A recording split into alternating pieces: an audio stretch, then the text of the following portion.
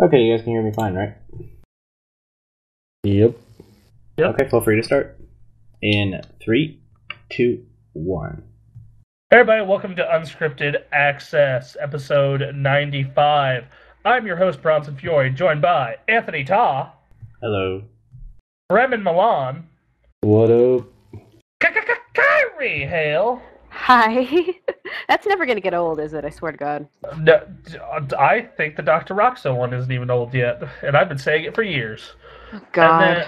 And then finally, our new contributor, finally on Unscripted Access, John Macaluso. Woo! What's up, everyone? How you guys doing? You feeling good? Yep. I am feeling so good. Yeah. I just bought me a nice badass shirt, so I'm cool. I bought Skyrim for $2.50 because of a Steam sale. Hey, so we should totally talk about video games because that's what we're here to do, right? I think so. Was it? I mean, You think so? Is it? Yeah. Well, actually, we should first talk about why yeah, Nick's I don't know, gone. Bronson. Is it? No. Is it, Bronson? Not when I'm leading the podcast. It's not. It's to turn this into the next Gamecast. That's what it's here for. Do this. Talk about energy drinks and Twinkie hunts. Let's talk about that. Twinkie? Wow, dude, that's racist, man. Oh, no. Okay. So Kairi was here for this. Way back when, we thought, Twinkies weren't going to be around anymore. I suggested the idea we should go out and find the last Twinkies in Reno. Dude, the problem was... Whoa, Bronson, don't talk about Anthony like that. Just kidding, bro. Damn. What the fuck? Boo! Oh. Alright, so... I'm playing. Jesus Christ, people. I'm playing here. Alright. Oh, God. Get off the stage. Damn. What? Yellow outside, white on the inside? Nobody knows. Yeah, we know. Oh, God damn it. Can I just say that the Twinkie conversation was one of the first podcasts I ever did, I think, and I was trying to be really cool, and I was like, do you guys want to hear the update on the Twinkie situation? And you guys were like, no. Yeah, that sounds like us. Is that when you first found out that you were working with a bunch of degenerate assholes? And Anthony? Let me think. Like, I think I kind of always knew that. I don't know, because I remember the first thing you pointed out to me was one of my first videos, was my audition video, and you're like, I thought that was so funny. I really liked the part where you said that sex should be a mini game in Fable 2, and I was like, I like this person. Oh, thank you. So you're probably wondering why the hell Nick is gone, and we had a mutiny. And right now he is somewhere in tied Florida. Up in the back with like, tied up. Sorry. Yeah, tied up down in Florida with duct tape. Yep.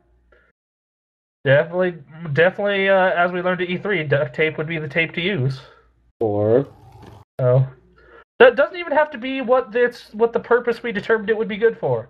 Duct tape is good for just It's multi-purpose. Yeah, it's just. I mean, the mob uses it too. The mob uses it, taping your car parts back together. Just duct tape is real versatile. Just about good for everything. Yep. Yeah, you could wrap somebody's head all the way with it and just, Well. So, there's been jack all for video game news. Like, just literally next to nothing. But the show must go on. Does anyone have anything they want to talk about that involves video games? Or we just... Why don't we talk about... Okay, how about we talk about that creepypasta that I sent you? Oh, yeah. So, first off, thanks for exposing me to that whole website, because... You're welcome. Doesn't it, like, you love it, but it scares the living shit out of you? Yeah, I love it, and now I'm never, ever going to sleep ever again. I know, yep. Like, I already fucking just... I'm up all night working on, thinking about stuff, like... My own mind is very much a place that I spend a lot of time in, and then just that has made that infinitely worse. It's weird because like I like horror stories, I like scary stuff like that, but like some blogs or some websites that have like scary stories, they're kind of just really stupid. But some of the stories on creepypasta are really creative, almost to the point where you kind of almost believe them. When I first read the one, I think it was called Ben Drown. That's the one that's about Majora's Mask. That's I the was one really you said. scared. I was like, and the fact that someone took time to like make the videos. Did you watch the videos? No, because I was reading them in between breaks at work. You need to watch the videos, dude. They're fucking insane. That what you sent me, like I read that entire fucking thing, and I'm just like, well, I'm not sleeping tonight. Thanks. I almost. So have you ever seen that meme of Bert from Sesame Street with just his eyes fucking wide open, that look on his face? I almost The one sent that you have on like your he's phone. on crack? Yeah. Yes. Yeah. Yes to what? The one on the phone or the one who's on crack? The one that from my phone. Kairi's seen it, and I almost sent you one of those saying, "What the fuck did I just read?" You know, like that. That's just. Oh God. No. No. We can talk about Majora's Mask because that was a news story that came out of E3. So apparently the main director of Zelda has heard us all begging for a 3DS version of Majora's Mask. I don't know. I really liked Majora's Mask when it came out. At certain parts of that game, I loved it. It's so fucking scary. Like I played that game when I was It's so 10. fucked up, right? That game is incredibly fucked up. But also, But that's what made it really good, though. At the same time, you know. Yeah. That was the whole point. Like I'm not sure if Nintendo did this on purpose. Oh, But, they did. Well, no, not the fucked up part, but the fact that the game, like Game Theory pointed this out, several websites have pointed this out, like totally follows the Kubler-Ross like model of death, like getting over death or accepting death, I should say rather. You guys remember being in middle school or high school and seeing that giraffe video from Robot Chicken? Yes. Yes. That was very awesome. entertaining. Hey, speaking of Robot Chicken, we forgot to do this. We'll go back to Majora's Mask for a minute. Anthony, what did you think of E3? Because you were not on last week's podcast for reasons. Yeah, reasons. Kind of fun. Really stressful. Basically, the reason why I didn't think it was like the most amazing thing was because I spent the majority of my time there either sitting on a hardwood floor, sleeping on a couch, or being Nick's cameraman. So I didn't really get the same chance as everyone else to play the games that they wanted. You got to check out Hyrule Warriors. How's that? Because like I've been considering that game. Hyrule Warriors. Well, I played a demo, and it feels like, from just that demo, it feels like one of those games where it is extremely satisfying at first because you're going out there and you're killing like 100 enemies in one sword swing. That kind of cool. But the peril of that idea is that it gets boring really fast. So I wouldn't say the game is boring because that demo was showing kind of like a go to this point, go to that point, get some bombs. Link has the magical, unfathomable ability to somehow chuck 10 bombs at once and like nuke this giant hole in Hyrule Field. Well, wait, you guys can't do that in real life? That's okay. Well, Call of Duty does tell you that in real life you can have a grenade launcher and explosions solve everything. So Thanks, Obama. Call of Duty has taught me that I can get shot 10 times, but if I hide behind a wall quickly after, I will instantly heal within 30 seconds. So, you know. Well, Metal Gear does enforce that future because little nanomachines will solve everything for you. You're like that fucking cheerleader from Heroes. Okay, I'd be into that. Fucking just. Oh god. Like, rip your you never arm watched off. Heroes? No, don't want the image on my head of Bronson in the cheerleader. No. No, I've seen Heroes. What? No, there was a cheerleader that she was like indestructible. Hayden Panettiere. Yeah. Oh yeah, man. She makes my penis go meh. All right, so, but no, Bremen, you've never seen Heroes? I've seen. What the hell are you talking? I've seen Heroes. No, I watched. I stopped though. I didn't finish it. I got like halfway through it, and it started to drag too much for me. As with most TV shows that usually get popular. Yeah, Lost. I am having high hopes for that new Gotham TV series, though. I'm having some high hopes. I don't know. We'll see. You know what I have really high hopes for? Ah. Powers. God. Damn it. I thought we This weren't needs going to to talk stop, about I'm sorry. that. I thought we were going to talk about that. I'm gonna talk more. I'm gonna tell more about my E3 experiences. But anyways, I might as well finish Hyrule Warriors quickly. So basically, they had only 2 playable characters. You had Link, and then you have a choice of what his main weapon is, which you can choose the Master Sword or a Fire Rod. And in the case of Zelda, the only weapon you can pick is her sword. So you basically go around killing committing outright field slaughter against all these baddies that somehow have like freaking tens of thousands. They all just somehow randomly show up, and I've never played Dynasty Warriors, so maybe this is how a Dynasty Warrior game works. This sounds like Dynasty Warriors, what you're telling me. It really is Dynasty Warriors. Well, I don't know what Dynasty Warriors is, other than that they kind of had some really bad games in the last few years. So I mean, like, I think here's my opinion of Dynasty Warriors. Like, the first time you ever play one of those games, you are gonna think it's super fucking awesome, and then every time after that, your like of it is just gonna decline further and further and further. That's how I feel about every single guy I've ever dated. And there's that too. Wow. Okay. Just saying. Learning about some personal lives here. So, anyways, so like I said, it from what I'm describing, all right, fine. It's that freaking the name even says it, Hyrule Warriors. It is basically Zelda. It's Dynasty Warriors Zelda. That's all it is.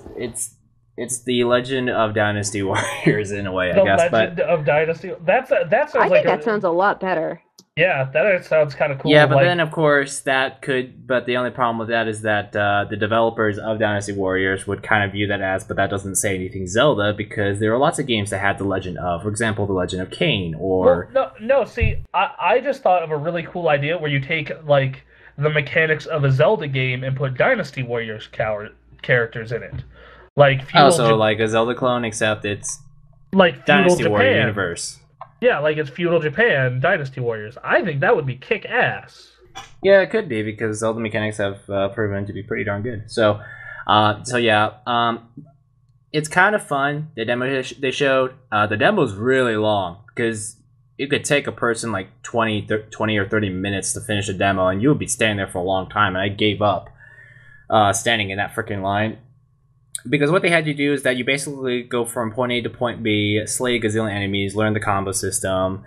Then you get some bombs from the treasure chest, and then you proceed to somehow poof 10 bombs out of your hands and just completely nuke the entire field of all these enemies. And is Link now a magical bomb wizard? That's basically Wasn't he always? Well, see, in past games, he could only throw. In past games, he would either have to pick up some explosive plants, which is what you normally do, or he just randomly pulls a single bomb out of his pocket. Whereas in Dynasty Warriors, in making it really fast-paced, he has the ability to like shoot out like 10 at once, and then just proceed to annihilate this one square foot. Square meter. Maybe that's a better one. Square meter. Okay, so as long as I called him Magical Bomb Wizard, I've talked about this on Facebook. I think that the Punisher should be, like, if they ever make a Punisher anime, it should be renamed to Magical Gun Wizard. Anybody down with this? No? Okay, fine. Whatever. Alright, and then you go and say, go capture this spot. So you capture points, and then it's like, boss fight! Which basically the trick to that boss fight in that demo was basically it inhales a lot, which... It inhaled a lot, huh? It inhaled a lot of air, okay? Oh, and in normal Zelda games, they normally in Legend of Zelda games, they make this blatantly obvious, but I didn't know this, but I didn't see this blatantly obvious tip.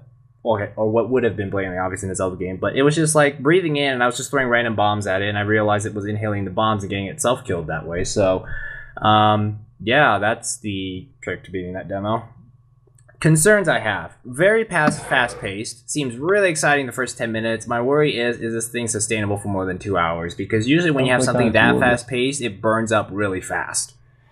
Other concerns I have, I think they were more focused on trying to render as many baddies on the field as possible instead of actually making them do something. Because in that demo, they all just kind of stood there.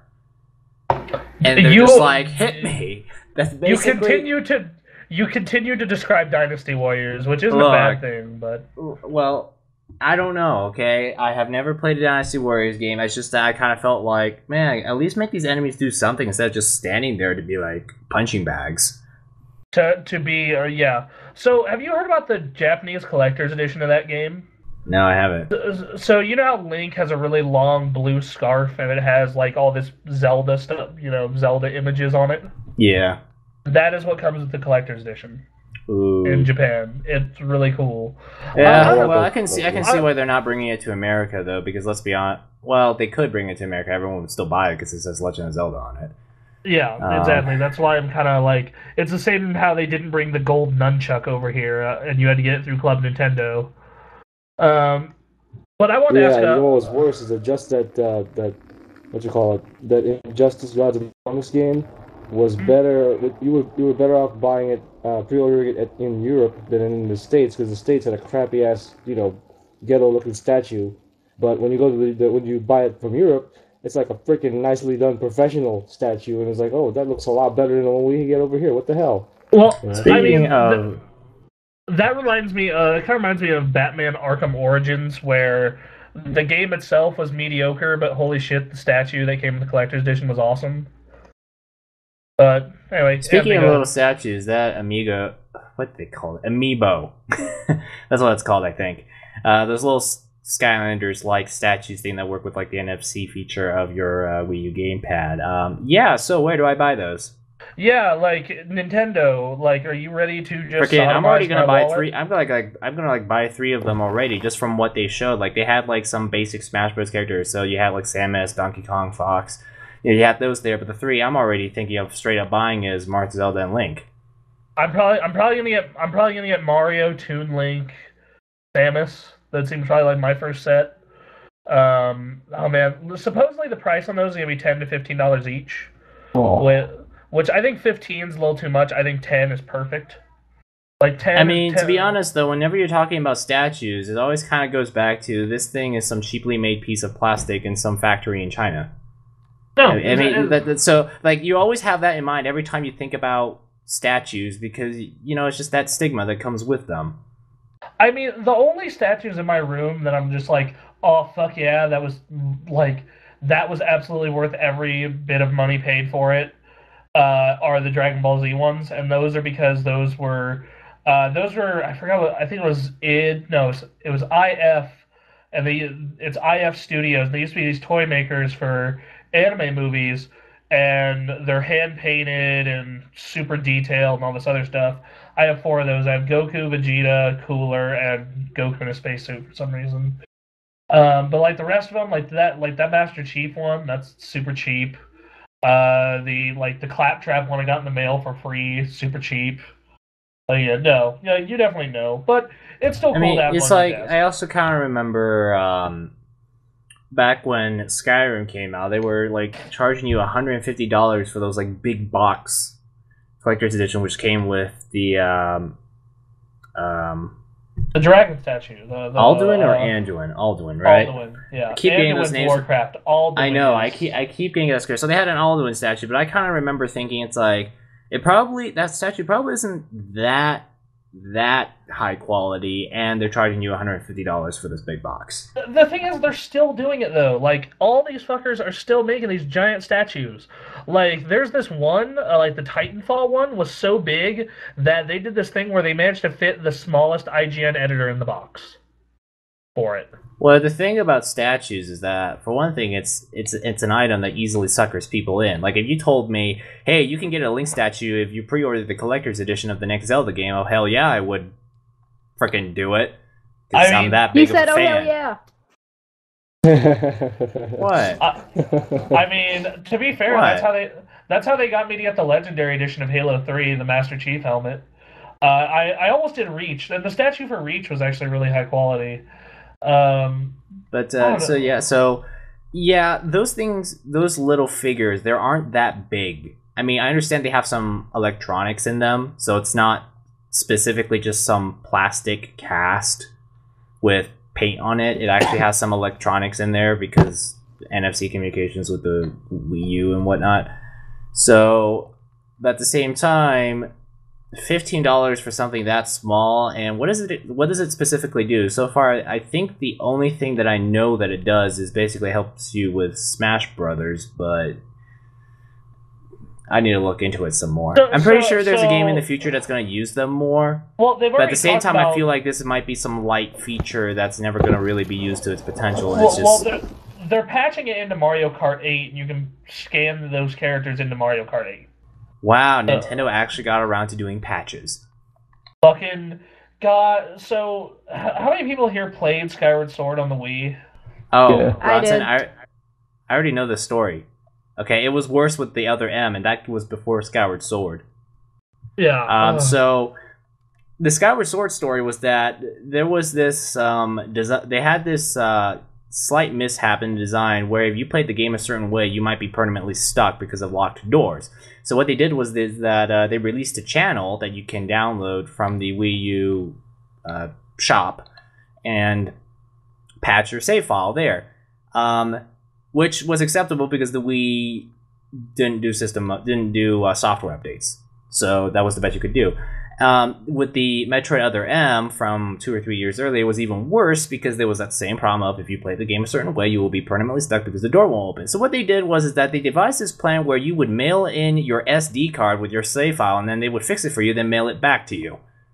Man, Nintendo. It's one thing. The thing that I have loved most about this console generation, from the 3DS and the Wii U, is Nintendo has finally discovered the fucking internet. Like, how great is that? Nintendo finally figured out the internet. You know, Yeah. they did figure it. Well, with the Wii, they sort of figured it out in very specific spots, like Mario Kart on the Wii. That was the only Wii game that worked online. It worked amazing, actually. It was fast, it was reliable, it found you people quickly, it was great. Unlike Smash Brothers Brawl, where when I played it a while back, I was still sitting around for like 20 or 30 minutes waiting for a match to happen. I'm just like, who wrote the internet code for this thing? So, oh man. And you know, and when you're talking about online and Smash Bros. Being being like the big new thing, and the fact that it never worked correctly, just dear goodness. Yeah, the internet in Monster Hunter Dry was really good. That's a third-party server, though. Yeah, that's true. I mean, it was kind of slow, at least on the Wii, because the Wii isn't that powerful, and just about everything on the Wii is kind of slow. But, hey, at least it worked reliably in the case of Monster Hunter. Like, the very, very, very small amount of time I spent playing Monster Hunter online with one person ever worked well enough. That game is just awesome. Someone teach me, because I don't get it. You. I mean, I have the Wii version, and I don't have a Pro Controller for it, so I'm playing with a Wiimote and Nunchuck, which I think is a really bad way to play it, because... You're going to get tired really fast. Bremen can teach Anthony Monster Hunter, and he can teach me Dark Souls. Dark Souls takes a lot of patience. By the way, that stage they set up at the Capcom booth at E3 where you can frickin' pose there with Monster Hunter, that was pretty cool. And 4 is coming to 3DS, right? Yep. I like the fact that Kairi, Bremen, and I killed the giant dragon. It was pretty sweet. I think that picture was just killing it. Meanwhile, elsewhere in E3, Anthony continues to be Nick's cameraman. I don't want to sound spiteful for saying that, but that was basically what I was doing most of the time. I was basically Nick's cameraman, so I didn't get the same opportunity as everyone else to go and explore, because Nick was already exploring games that he likes and gets stoked about, like Far Cry 4 and Borderlands the pre-sequel. But the thing was that most of the games he was looking at, most of the games that we had interviews for, I really had no interest in, and games that I had interest for, Dragon Age was video only. Nintendo basically shut its doors at us as far as interviews go. And there was nothing at Xbox that I cared about except Forza 5 with the Nürburgring, but that's a game that already came. Did we do any interviews with Xbox? No, I didn't think we did. We didn't. I know that we went over it was Ubisoft, Sony, and Indicate. 2K. Did we do 2K? Yeah, no, we didn't do 2K. We did one game from 2K. We did Borderlands. That's right. We should have done Evolve because that game looks amazing, but well, yeah. That's kind of like the hot new game that everyone wants to know about, so that makes it a bit hard. Not to mention we didn't know it was coming yet. Not to mention there was a 2-hour fucking line for that game. That giant statue was pretty impressive, if I'm honest. We went up to one of the guys waiting in line, and we're like, "How long have you been waiting here?" What did you say? An hour about? Did you say he was there for an hour? Yeah, he said he was already there for an hour, 45 minutes or something. And he was like only halfway through the line. Yeah, and we're like, fuck that. Let's go play Theater Rhythm because the station is open. By the way, I played one of the songs in Theater Rhythm, and the first time that I played, I got S ranking already. Hell yes. Like a boss. Like a boss. Man, we should just start a competitive gaming site because we owned E3. I mean, like, didn't everyone win at something or get pretty damn close?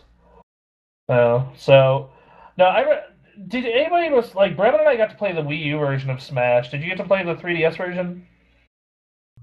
Yeah, I actually played the 3DS version a lot because those went by really quickly, and they had like freaking 16 3DSs just sitting there. I'm probably not gonna buy that game now. The screen is too small. I mean, it's like it was so empty that the ladies that worked at the Nintendo booth were like asking me like, "Do you want to play the game?" And I'm like, "Sure." Yeah, those things were 3DS XLs, and everything was just kind of a bit like a speck when you played it. And it was a little hard to keep track. It was a little hard to realize everything because the screen was that tiny, and I was playing on the biggest 3DS, and I have a regular 3DS, so I don't even want to think about how tiny the game would be on that screen. So, I mean, I think about, like, I knew this was going to happen because I played PlayStation All-Stars on the Vita, and that screen was barely big enough. And when we play Smash on my TV, like, I think to play Smash Brothers, you need a 40-inch TV or better if you're doing 4 people. Yeah, yeah. I mean, that's one way of putting it because the thing is, though, portable Smash Brothers.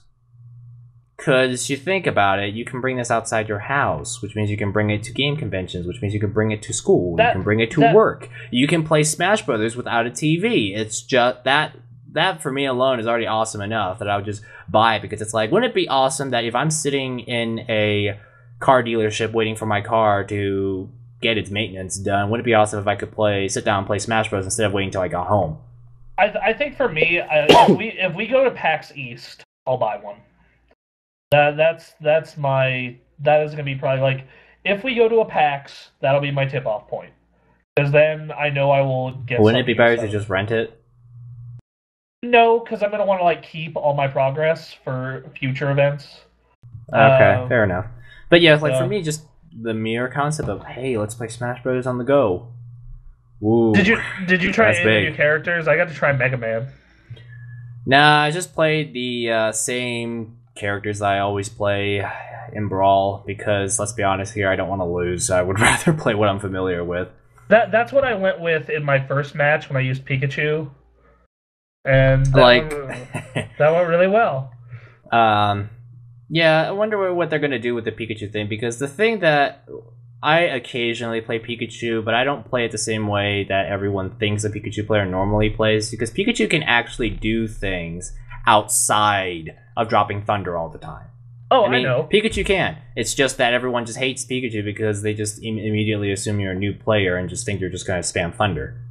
That's how I won my overtime match. I used his headbutt attack, started the round. Pretty funny. Okay, that's pretty good. So, yeah, I did play Smash Bros. 3DS. Hey, it's Smash Brothers. So it has like the usual Smash Bros. Bit. The game.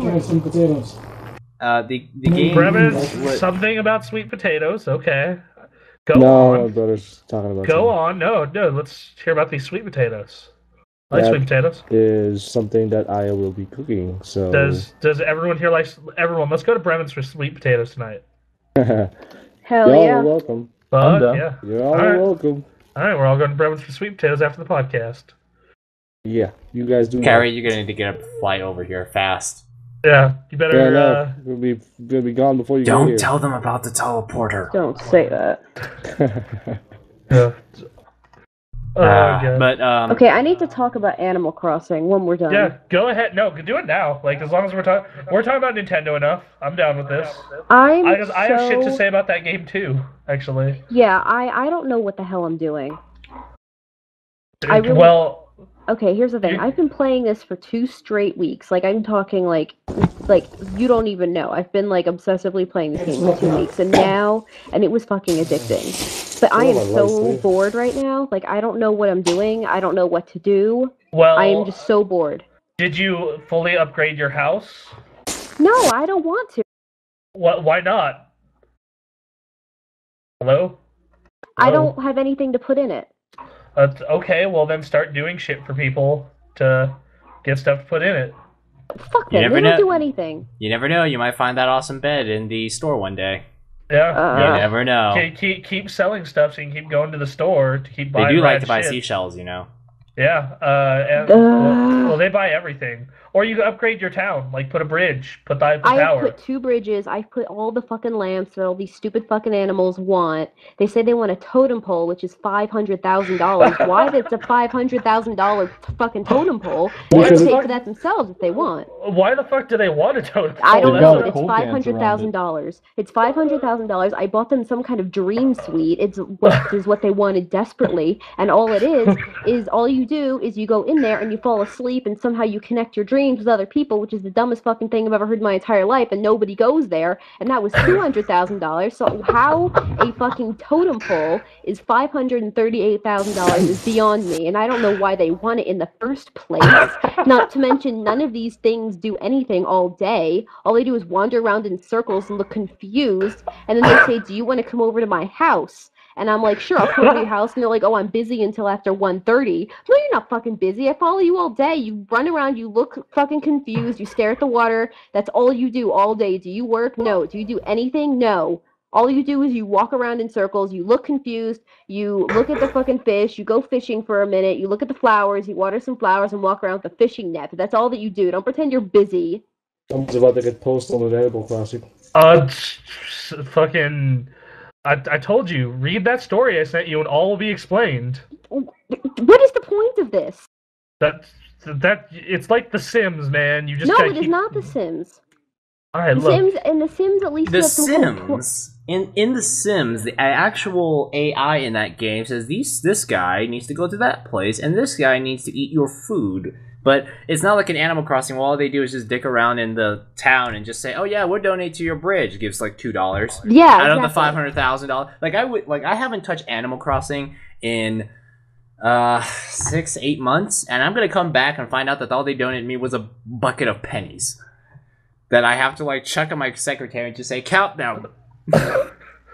Fucking no. So to me, the whole point of that game is just getting the biggest possible house. It's just like when you're a new immigrant to America, So What you say, huh? Yeah, Bremen's trying to accomplish that goal. All right, well, see, now I'm fucked because now I've started this game, which means that now I have to check it like every other day, or like everybody there is going to like for some reason die or think that I have died. And weeds are going to pop up out of nowhere for some reason. So now I've opened up this can of commitment that I really didn't want in the first place, that Bronson told me to get. And I was like, oh, sure, this is going to be fun. But no, now all I'm doing is dicking around, selling fish for a living in the mayor of this town that I don't even want. There's 5 people living in my town. Nobody new has come. I don't know why people aren't coming to my town, considering I bought them a fucking dream suite. I think that's pretty fucking awesome. I bought them a bridge. There was only 1 bridge in the whole town. They have 1 train. The train station guy is a monkey. I don't know why I'm the mayor of this town. There's nothing to do. I'm bored as shit. And I'm falling in random holes. I don't know why.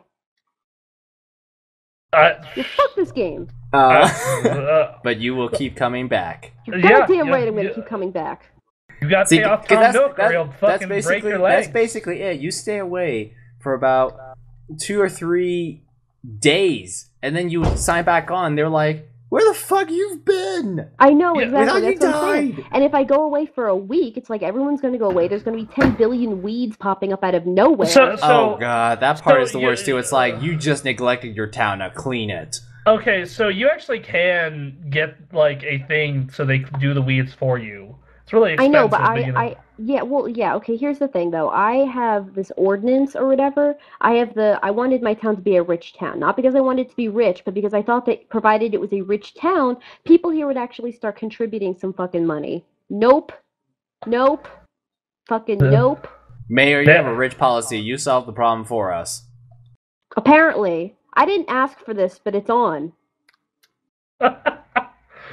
Oh, this is. See, the thing that I've learned about Animal am Crossing is enjoying- that when you start playing after a long hiatus, don't start playing after a long hiatus, because then you're just going to be guilted back into. I'm helping enjoying them. this. So this is both your very first Animal Crossing game. This is like my fourth. No. Yeah. I had the original one on So did on the I. GameCube, Okay. and I just So gave did I. up. Okay, so this is your first one you're really getting into. Like, when I played the first one, got super addicted to it, kind of neglected the DS and Wii one, and now I'm getting into this one. And watching your guys' reaction to this shit is fucking hilarious. Fuck you. Alright, I'm just glad I'm not playing the game anymore, because I remember I said, it's like, this game is really boring, and you're just spending 30 minutes you're just doing 30 minutes at a time, just picking up seashells on the beach and selling them for little money, but you're doing that all the time, and it's really repetitive and it's really boring, and then the next thing you know, you check my play log and it's like the second most played game on my 3DS. Granted, it's only like 55 hours, but it's still way more than, other games like Mario Kart and Super Mario 3D Land. The most played on mine is Pokemon, followed by Animal Crossing. Okay. Yeah, it's just like I say, it's like, oh, it's so boring, and then it's my second most played game on the damn system. So that brings me to my next thing is we should all, I know we were supposed to do this last week, but sometime soon we all need to get on and play Animal Crossing together so we can exchange fruit. So Anthony, what kind of fruit do you have in your I've been town? wanting to play Animal Crossing with you, but you for some reason don't want to anymore. Well, no, I want to. It's just I work 2 jobs and fucking hate life, and when I get home, kind of the last thing I want. What? I said word. Yeah. About hating the life part. Yeah, and the last thing I want to do after work is go into a virtual town and plant trees. See, this is like exactly the opposite of what I needed. I hate my life, and then after I come home from this job that I hate, around people that I hate, I have to come home to this game that I hate, full of people I don't care about, to this town that I don't even want. But I have to play it because apparently if I go away for 2 days, everybody dies, and then all of these bells are going to go to waste. So, I mean, this game is why do you think last year when this came out, I'm like, hey, this game's really good, but just so you guys know, it's evil. It's evil. Your secretary, Oh, I know. your secretary, the secretary is unbelievable. Who is a poodle. Yeah, she's all like, when you come back after like months, she's like, oh, where have you been? Oh, you've been gone for so long, but that's okay. I took care of things for you, and it just kind of guilts you back because you're just like, So why the fuck can't she just be the mayor? yeah, that's a great idea. I mean, honestly, at this, and not to mention, it's like, so you can exchange fruit with each other. Like I can go into your town and plant a bunch of fruit trees. So I have oranges. What do you guys have? I have peaches. Lots of peaches. Fuck. Okay. Well, I have peaches and cherries and some kind of spiky, like yellow fruit. I have the exact same town as that, actually. Oh, okay. really? Okay. Well, I have oranges. Or the fruit, at least. I have oranges. We'll trade. I'll trade you both of my oranges for your cherries and your weird spiky fruit. Sounds good. Yep. And then we can all be in debt together. So, Super. I mean, that's what Animal Crossing is. It's a debt simulator. Like that's what it is. It's different because if I sell a butterfly, I'm not gonna get $3,000 for a fucking butterfly in real life. That would be freaking awesome. I'd be catching all the butterflies. That would be awesome. And it, I mean, I'd be it's catching like all the butterflies. all beaches would be robbed of seashells. By the way, I just want to. Oh, go for it. It's just like, man, but that kind of thing is kind of scary because then all beaches will be robbed of seashells, all fish would be gone, all all the forests would immediately be mowed down just so everyone could owe money. Yeah. That's, there's another thing. If you spend a certain amount of money at these shops, you eventually unlock a beauty parlor, which I was super excited about because when they introduced my character or whatever, I looked like I don't know, I looked like some kind of Jewish girl or something like that. I looked horrible, and I was like, I need to Some change kind this. of. Are you saying Jews look horrible, Kairi? No, Is that what we're talking about here? No, I'm saying. Are you prejudiced against Jews? You have a problem with Jews? I am a Jew, you fuck. That's right, man. Okay. Do you? Jew you. Screw you. It's Oh, I love this. Okay. So anyway, so I go to the beauty parlor and they're like, okay, we can do your makeup. I'm like, okay. And I figured it meant you can change the color of your eyes because in the game, my eyes are brown and in real life, my eyes are green. So I'm like, cool. And then they're like, oh, we can make it so you look just like you're me. And I was like, okay. But me's only have black dots for eyeballs. Oh, no. Sir, this gets... Oh, no. Sir, this gets so much better. So I'm like, okay, that must be cool. Maybe it detects what my me looks like and somehow incorporates it into the game. It does. And it is the most terrifying thing I think I have ever seen. It literally takes the face of your me and puts it on your Animal Crossing character, and it is horrifying. I'm going to go... Okay, I'm playing it right now. I'm going to go into the beauty parlor, and I'm going to send you a picture of what I'm talking about, because it is terrifying, and I don't know why they would ever put this in a children's game. Because... speaking... Go ahead. Speaking of terrifying children's game stuff, it kind of... When you mentioned that, the first thing that popped into my mind was the Connectimals cover art. As long as we're talking about terrifying things, what was that Connect game that they showed on Giant Bomb and then we would later play where they map your face to an avatar and it's the most terrifying thing imaginable? I mean, I forgot. Connect Sports Rivals? No, this is a lot older. This is from the original Connect. It was just the most fucking terrifying thing. It was that free fucking app they gave out for the Xbox also. Oh, so I'm... damn it. By the end of this podcast. Hold on, I have to send you this, because it is the most... Oh my god, it's terrifying. Hold on. While Kairi's doing that, just... Animal Crossing. Yeah, I eventually got bored enough to the point where I finally gave up on it and decided to never come back, because I would fear that if I came back, I would spend 3 hours cleaning up my entire town. Checking on who moved out while I was gone, checking who moved in, saying sorry to every single resident there. Because it's like, your mayor has left his office for 8 months doing other things. So yeah.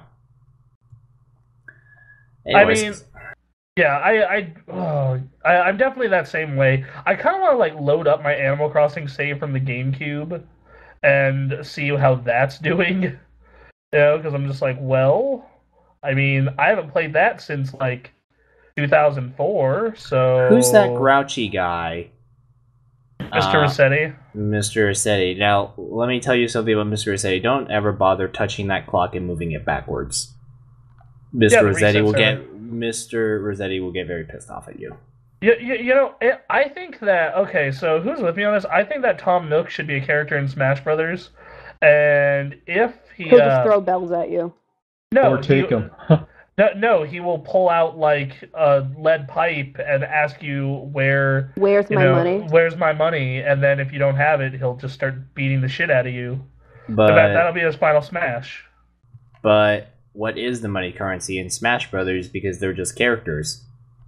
Well, he says, "Where's my bells?" That'll work. So, that seems okay to me. I took a picture of... Oh my god, I took a picture of it on my phone, and my phone just froze. Your phone got scared. It's oh my god, what did you just take a picture of? Oh my god, that's so funny. That's never happened before. Yeah, an Apple device has deemed that me thing. I think I have to restart my phone, guys. See, you scared your phone into oh my god. You shocked it.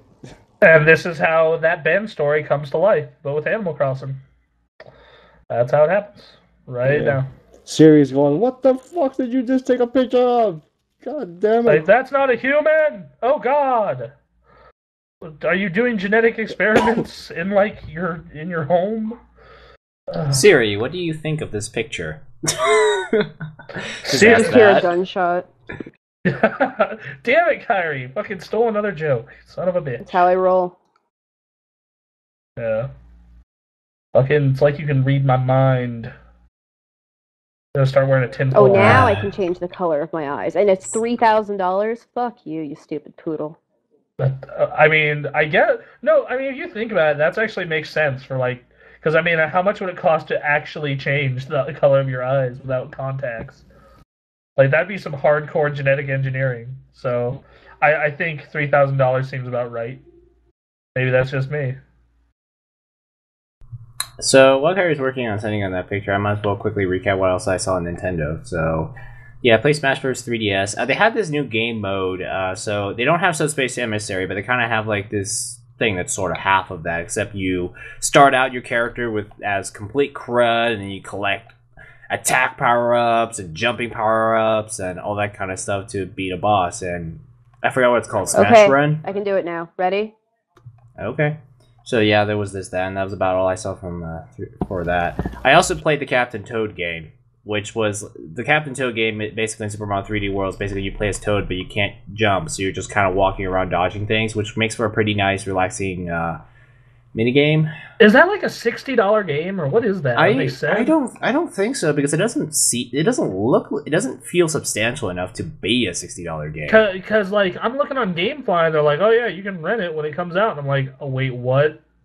Seriously, this is because it's a great mini game, but I don't want that mini game to be its own full game unless it's like $10 DLC pack or something like that. I mean, that's what it felt like. I really enjoyed those levels in Mario. Okay, we got the picture from Kairi. Hold on. Alright, what's this horse? It looks weird because your skin color doesn't match your avatar. No, it looks weird because I don't change my expression. Ever. That too. You kind of look like, I don't know, like Bride of the Happy Mask Salesman, maybe? Yes. Yeah? That's kind of what I'm getting from that. Bride of the Happy Mask Salesman.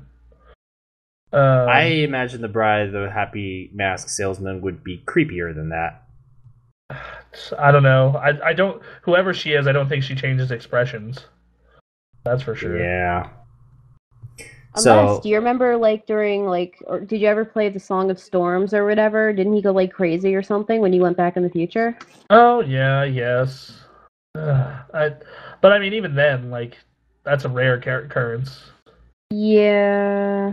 I'm still saying that part of the story where you sent me where he fucking, like, sews the mask to the dude's face, and then, like, no. Why? Who would write that? Ugh. Anyway. There's an even weirder one that I gotta send you. Hold on. I think this is, like, some master plan to, like, make it so I can't sleep. That's what I think this is. But, okay, fine. Don't you not sleep anyway? I sleep a little bit, like, not much, but, like, you know... You also don't stay on the bed much either. Okay, well, yeah, thanks. I toss and turn in my sleep, but... Toss and turn? More like... Never mind. Go. Yeah, go ahead. Yeah, alright. So so that's all Nintendo's booth, really. I thought about lining up for Smash Bros. Wii U, but I was like, It was worth it, like, especially because the games were so short. Yeah. Like, there were 4-minute games. Like, Brevin and I got in line, and Brevin, like, we were in line, 10 minutes before we got into our 2 matches? It was worth it. I believe so, yeah. You know, Brevin and I did pretty well. Who'd you play as? I played as Pikachu.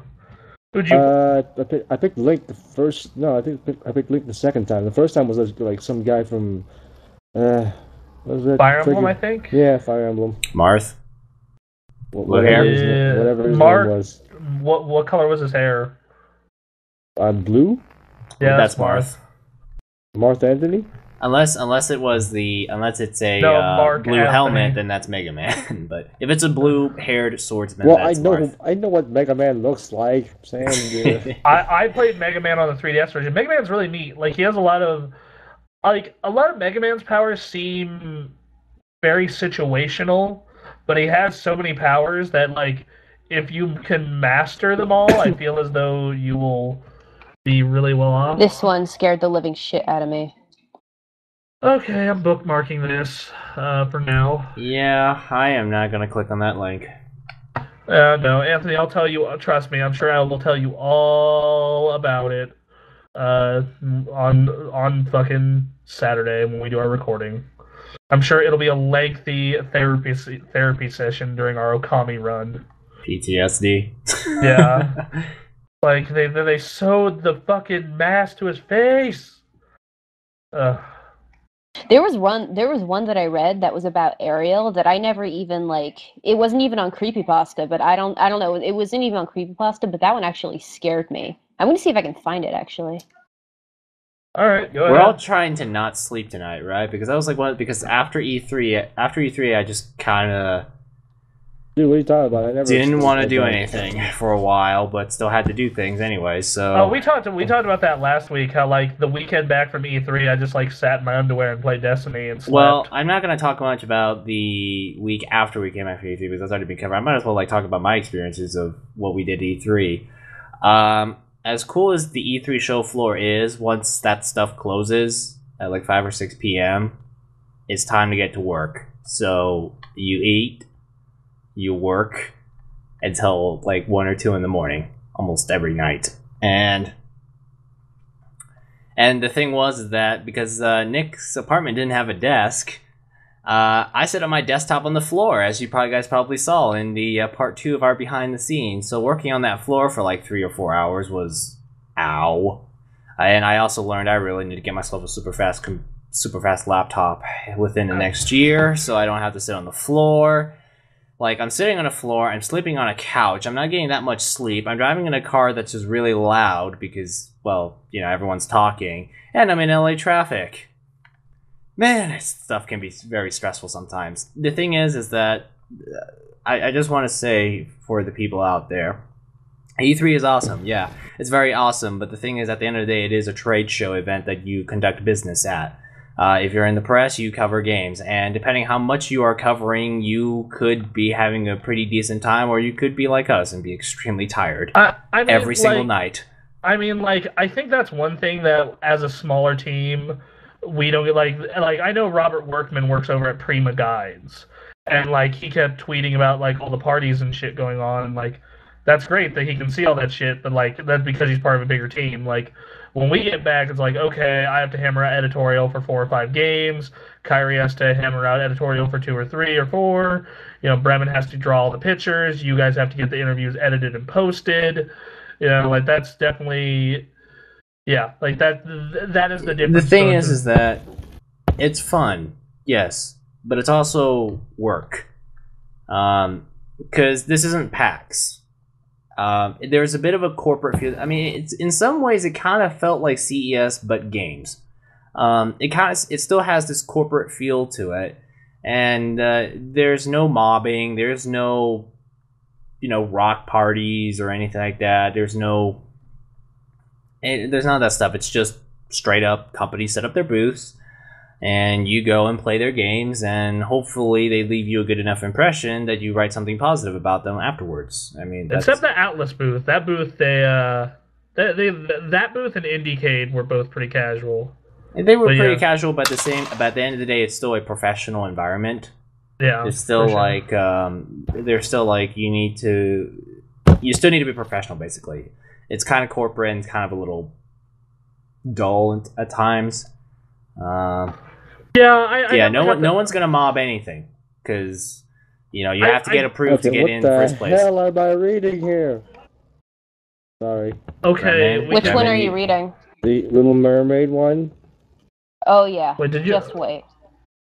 Just wait. Yeah. Oh, that's great. Totally want to do that. Are you starting at the beginning? Yes. Demise of the Little What? Oh my. Oh. I kind of like Okay. to keep this mood up before we all just die tonight. yeah, we can go to discuss these horror stories next week. That'll be part of next week's podcast. Or at least do them afterwards when I'm not here. Yeah, great. Please. So, but yeah, it's quite a lot of work. Especially when you do as much as we do. I mean, man. I always kind of sit back and I think to myself, gee, how much time we would have had if we didn't get stuck in LA traffic. yeah. I mean, it's probably not much though, because to be honest, it's not that much time. It's like, oh, it's only like an hour or hour and a half of your day, but that's still like 40 minutes to cover 6 miles, 7 miles, 8 miles.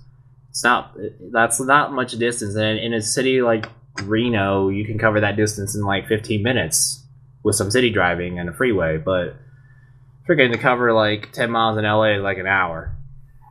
Oh, speaking of LA and other stuff, here's some really funny things too.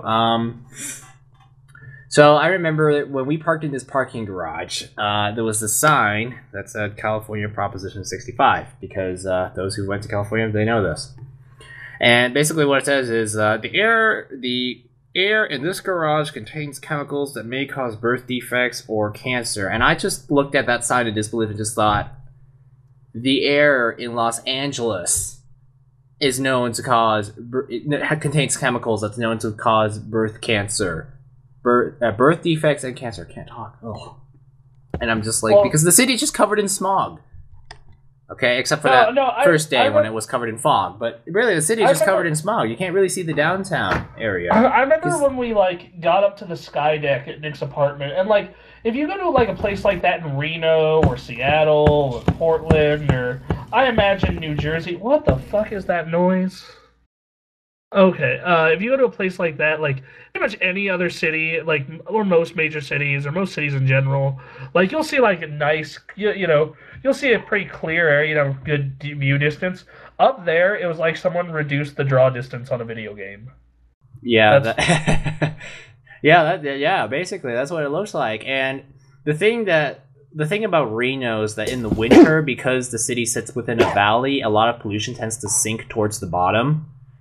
And what people need, and to get rid of it, what you need is a windy day, so it blows all the smoke and pollution away. But we had a few windy days in LA, and it didn't blow any smog away. It's all still there, like a disease. So, man, just that city is stressful. If you're not used to the city life like I am, man, it's really stressful. Like, the fact driving was already hard enough as it is. So yeah, that's anyways, but I'm basically just complaining at this point. Cool things that I like. Okay, Bronson, your dogs. Yeah. Okay. Dogs. Okay, Reverend. Let's talk about the door slamming for you. We want to talk about background noise. What door slamming? I don't even know her door slamming. What are you talking about? Okay. At least the door slamming is only half a second. Your dogs is very insistent on their noise. Yes. Yeah. They're That's very, right.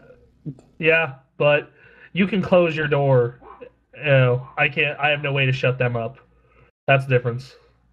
There are ways.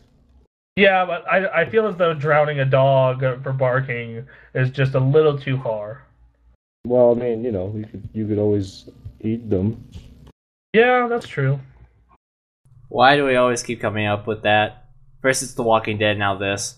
What? Look. Yeah, I was right to think about eating that dog. Brevin, why are you obsessed with eating dog? That's what I want to know. What? There's still food? No. There can still be food. As you've seen in The Walking Dead, you guys didn't listen to me. See, we could have killed that dog, and the dog wouldn't have The Walking the girl, Dead and the is girl wouldn't a have had, fictional... The Walking Dead is a fictional environment, okay? No, The Walking Dead is the future. That's... The zombie apocalypse is gonna happen, it's just a matter of when. I just hope it happens after my lifespan, because that's... Look, everyone likes to, do, what Dead Island 2 is doing in a way, which is, or Whoa, glorify the fact that you can stick a gazillion nails to the end of your bat and make a cool new weapon to beat a zombie. But really, in real life, such a thing is extremely terrifying. So, alright. I'm sorry, it's just... Yeah. I have a question for everyone here, starting with... I'll go down the line from Kairi up to Anthony. Kairi, what's your zombie plan?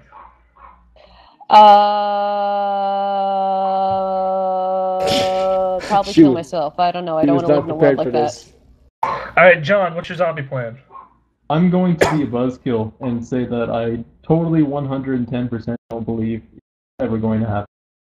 I think that's the first time John has talked in 30 minutes. I forgot he was even here. I am very sorry. For the sake of argument, I would, I don't know if I'd hole up or travel, because there's good things in holding up where you're at, and there are good things in being nomadic. But I would kill lots of things. So. All right, so I'm next on the. All right, go ahead. Sorry. No, that's actually just about it. Okay, John. Also, feel free to interject in these conversations anytime. So, for me, I would go to Alaska. Here's why. So, zombies don't have blood to keep them warm or move. So, if you go to someplace cold, they can't move anymore.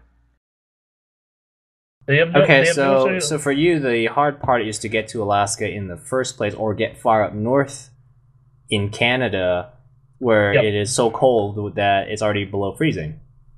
Yep, basically.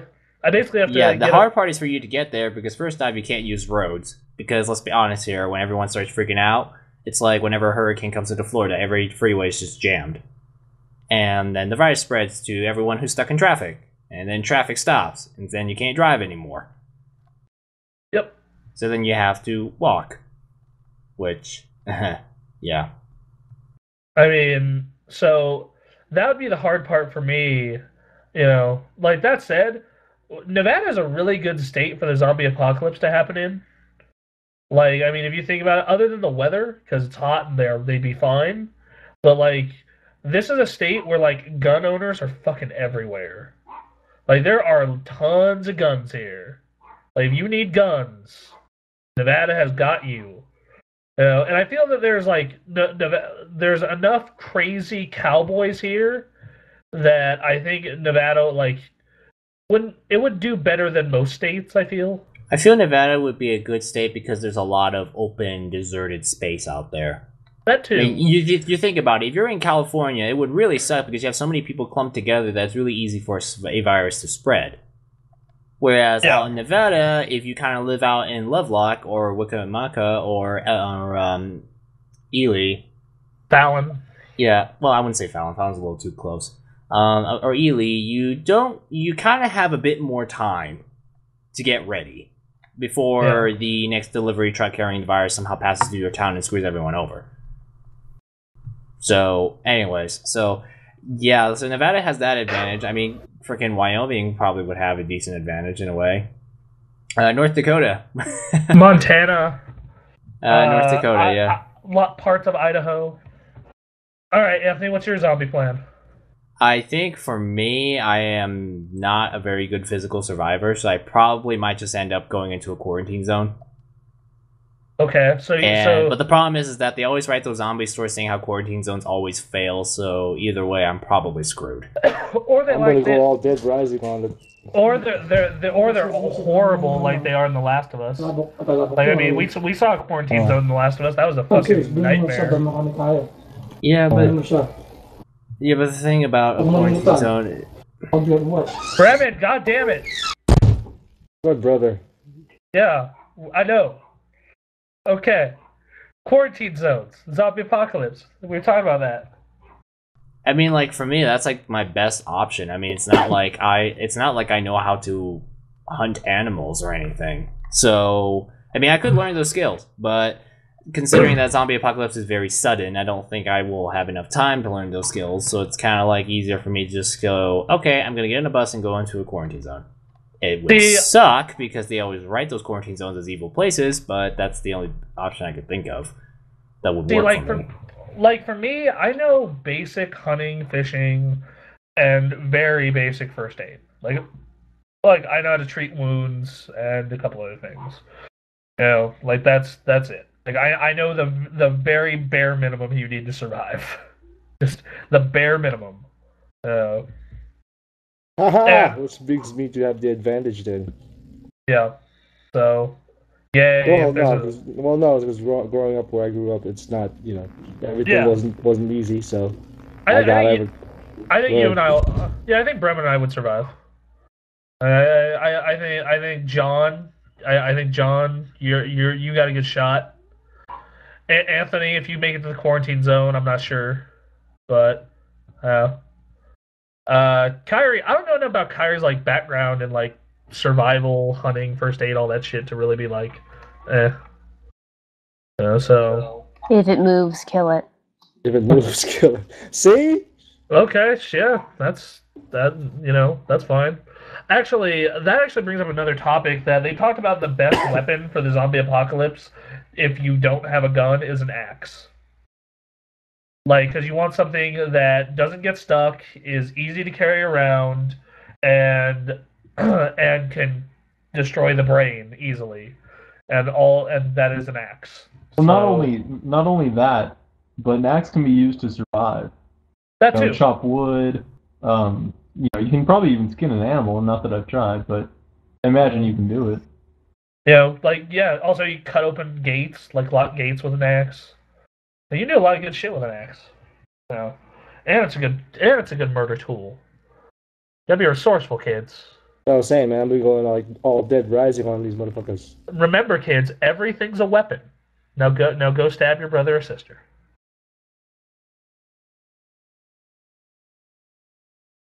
Silence. I'm not even sure what to say about that. I was hoping someone would go along with it, but no. Oh, okay. That's a little rough. That is a little too disturbing for me to go along with. All right. Oh, okay. Yeah, wait till you guys read those stories. I'll send you the Ben story. Okay? Yeah. If I'm not sleeping, no one else is sleeping. All right? No, if you really don't want to sleep, read that Little Mermaid one I just sent. Oh, I just started it. Yeah, I just started it. Thanks. Do you love it? Wait till you get to the last two. Love is a very broad term, I feel. So I'll just say that. Yeah. Just wait till you get to the last two. Bremen, did you read the whole thing? Not the whole thing. Do I? Well, Where are you at? Hold on. I'll bring it back. I closed it because I only read the first part of it. Oh, no, you have to read the rest. The rest is the best part. Jesus Christ, hold on. All right, Kairi, I'll make this exchange. I'll read this whole fucking Little Mermaid story. Okay. If you read that whole Animal Crossing story. Okay, deal. All right. Wait, that's not fair because the Animal Crossing one is like way longer. Okay. But it's genius. It is genius. Yeah, you've read that one, John, right? Yeah. Oh my god, it's fucking brilliant. It's all right. But you need to read it right now. I'm working on it. God Anthony, damn it. you're in charge. You're in charge of hosting. Go. But what do I talk about? All kinds of shit. All right, you and John own the conversation. I'm gonna give you guys a topic. Please make it nice. See, what'd be a good topic for Anthony and John? Ooh. Nintendo Direct. I didn't talk about that because I wasn't there to give my impressions, and I watched all of it. Yeah, talked about Nintendo Direct. We watched that in a Starbucks, and some jerk yelled at us. I didn't watch it until I got home. So yeah, and I never gave my impressions on camera. So Nintendo Direct. Yeah, I kind of agree with everybody how they said that most of what Nintendo showed was absolutely amazing, but it didn't feel like enough. Especially when you consider that Microsoft went out there and said 90 minutes of games. Well, Nintendo had 45 minutes of stuff that are mostly games, I guess. So, I mean, it's really exciting. Of course, as always, they never show you enough of Zelda. They're just like, here's 10 seconds. Yeah. Peace. It did look amazing, though. It does look amazing. Like, frickin', they shows like, here's the new Hyrule Field. Look, it's not flat. It's not. Look. I mean, you think about it, Hyrule Field, it's had a history of being pretty damn flat until you reach the Death Mountains, and then you could climb something. I mean, it's like, here's Hyrule Field, it's not flat, and look, you can walk to that mountain right there. And I'm just like, Well, I know I've kind of seen that concept before because that's basically what Elder Scrolls is. You can walk to that mountain over there. You can somehow do the magic jump and grab that 1 square inch of standable ground, and then jump some more. But that's kind of cool. Then they showed a video, and I'm like, that's kind of interesting. Kind of stuck with that. We don't know if we want Twilight Princess cool or Wind Waker awesome, so we're just going to try and do both. Like Skyward Sword, only not as awkward. Because Link in Skyward Sword looked really awkward. I mean, the concept art was great, just not the actual Link. Oof. I like how Nintendo Direct, it felt like Nintendo. I mean, even at the beginning with that Robot Chicken scene and Reggie talking to the fans, for a minute I was like, wait, did I click on the right video? Am I watching the right thing? But I mean, I thought the reason I liked it so much, and in my at-home review I gave it the highest score out of the 3, is because it was out of the box, as Nintendo usually does. And that's what really captivates me, especially with, I watched it right after the Sony press conference, in my second viewing, and man, I love Sony, but that one dragged, especially when they started talking about hardware. The other thing that I'm kind of sort of struggling with in the case of Sony and Microsoft is, and I probably am getting this wrong, is that Microsoft is like trying to reinvent their image after last year with the Xbox One review, and then they're like, oh man, we gotta be cool again. And Sony is like trying to be like PAX Gaming. It's just like, hey guys, we're your gaming community. We love you guys. You're a part of us and we are a part of you. We love you. So here's some cool things to make it seem like a party in here. And Nintendo is like more like that same Nintendo you always knew. It's like, hey guys, here's some cool, super awesome, here's like 5 super mega awesome things. Go. And yeah, it's like they all kind of have tried to like, I mean, at least all 3 of them, they all tried to do this, we're cool kind of thing, I guess. So, quick interjection. I just finished a chapter, so I can give my thoughts. I felt Sony had the best overall press conference, even though it dragged. And they definitely had the best ending with that stretch of, like, Metal Gear, Grand Theft Auto, Batman, Uncharted. And quite honestly, they could have ended on Batman, because holy shit. I mean, in the case of Sony, it was just, there was a problem with flow, is how I felt it, because in the case of Microsoft, 90 minutes of games, yeah, I got a little bored, but that's because they were kind of showing games that I didn't really have interest in, especially the one about Crackdown, which I don't know why they have to keep insisting that Crackdown still needs to exist, and I don't know why they had to take one of the most annoying aspects of Crackdown and freaking make him say the stuff and narrate the flippin' trailer. I hate that guy. Just, gah. You know what I have to say about Microsoft's press conference is that they actually sold me an Xbox. Like, I'm going to buy the Xbone as soon as possible, and the reason for that. Is it the Halo collection? Is that why? It is the Halo collection. Yeah, dude, me and you are gonna be playing Halo 2 every night. I will say that I will put it this way: when I walked out of the Sony conference, I kind of left it thinking, so I'm a little tempted to buy a PS4, but considering how they dragged it, maybe not.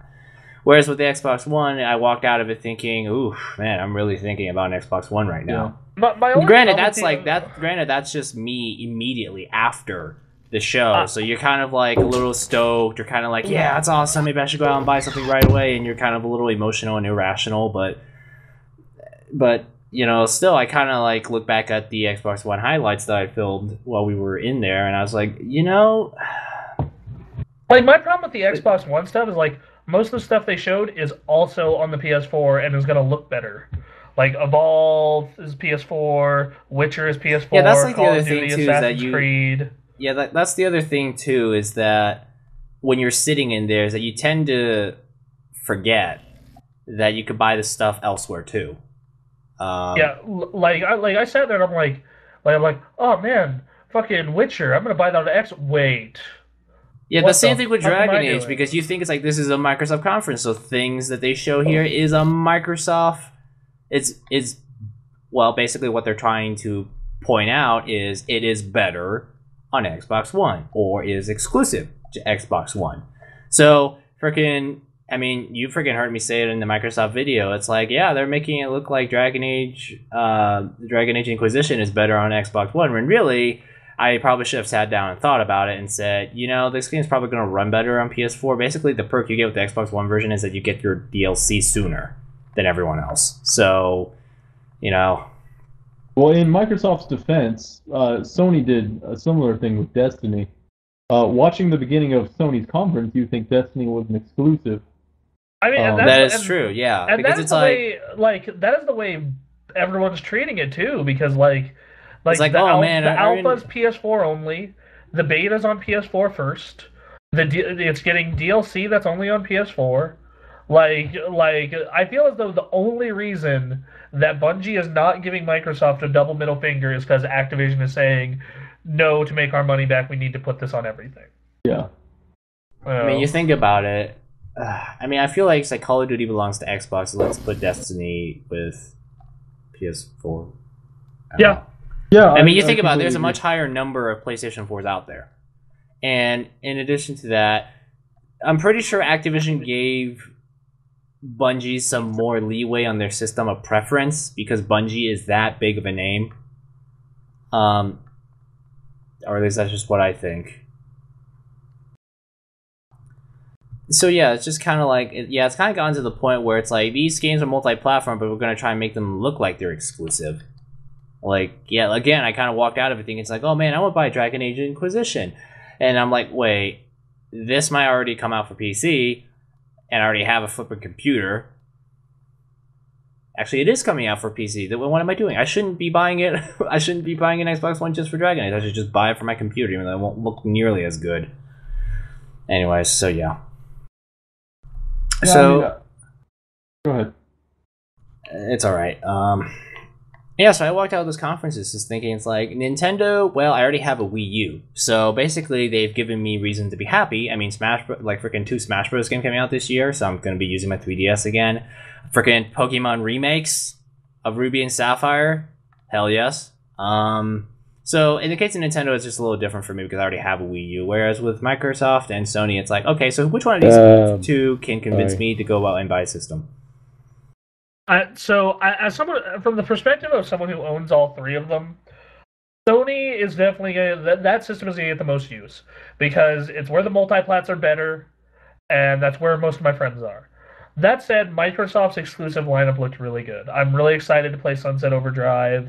I thought that the Halo collection. I thought the Halo collection looks great, and another Dance Central. Speaking of which, coming on the website soon, there's gonna be a video of Bremen and I. We play Just Dance, and then a day later we play Dance Central. Can I just say right now, at this point, it's already up. Actually, I'm trying to get. My goal is Friday for this. Oh, okay, video. Great. Let me put it this way: the one when you did Dance Central seemed really dull because they didn't exactly pick an energizing song. Counting Stars by One Republic, that's not exactly the most energizing. Whereas the Just Dance one, I was laughing because it looked like a fitness workout, and you guys were trying to keep up with the fitness workout. So here's the thing. And it was like someone there shouting instructions too, like a fitness workout. So I will agree. The song lineup for Dance Central was not particularly very good. It was just not super great. So I just kind of picked the best one we could. And then for Dance Central, I went up and told them, what is the most ridiculous one? And then they picked that, and it was just like, oh, shit. Okay. Well, I guess we're doing this. We tried to get Kairi in it, so next E3, if you want to see Kairi play a dancing game, just say so. And we'll try and make this happen. I like to see Nick in it, too. Yeah, I would, too. Anyway, I gotta go back to the story. Have you guys ever seen the...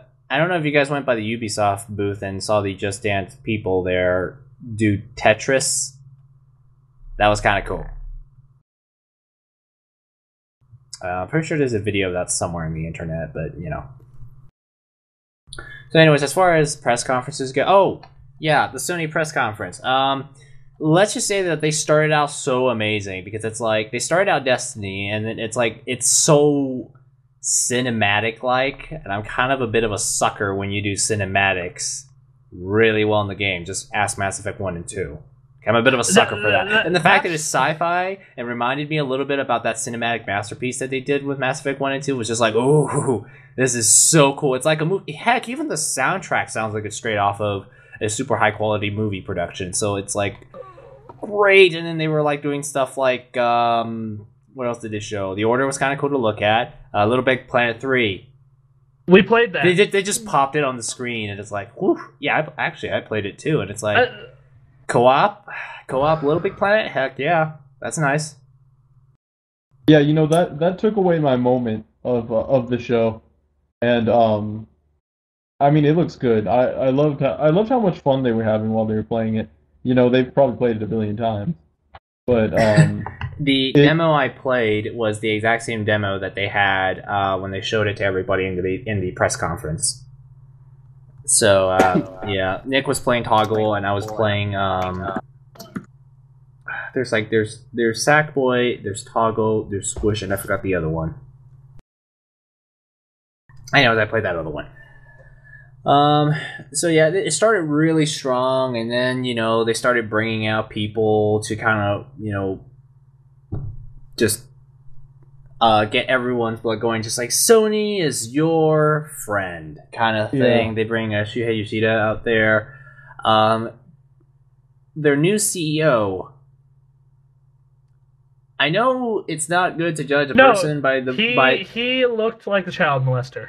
No, I mean, let me put it this way. I understand that it's not fair to judge a book by its cover, but I looked at him and I'm just like, he looks a little too corporate. And the way he talked kind of felt like it too. So I was just like, maybe I should give this guy a year or two, but the first impression isn't really great. But the thing that really made it hard for me to think Sony's conference made me want to give it B- was that the middle section it dragged on forever. They just kept talking and talking and talking and talking. Like, I feel like they could take all their dialogue, cut it in half, and it would still get the point across. PlayStation TV. Okay, sweet. PlayStation TV exists. It's coming for $100, and you can remote connect to your PlayStation 4. Sweet. Great. What else did they talk about? Project Morpheus. Yeah, they could give a bigger quickie on that, too. Nick actually wanted to check out Project Morpheus, but we couldn't find anybody, and the line was ridiculous, so there's that. And then there's the guy about powers. Dear goodness, that guy loves to talk. I mean, I know that, when you're passionate about your work, you tend to go on about it to, tell everybody how great it is, but one thing I did remember was that in all of the press conferences, they have these teleprompters kind of behind people's backs, so that way when the person's looking out to the audience, they can kind of look at the screens if they, forgot a very important line or something. And I remember looking back at that teleprompter, and the line said, "Thank you." And what the guy on stage did was he took that one simple gesture and proceeded to turn it into 15 sentences. Some people, they just know how to talk a lot. So it was like, oof, man. We'll see. In that 5 minutes, you pretty much just explained all of that part of the press conference. I mean, hit all the big points in like 5 minutes.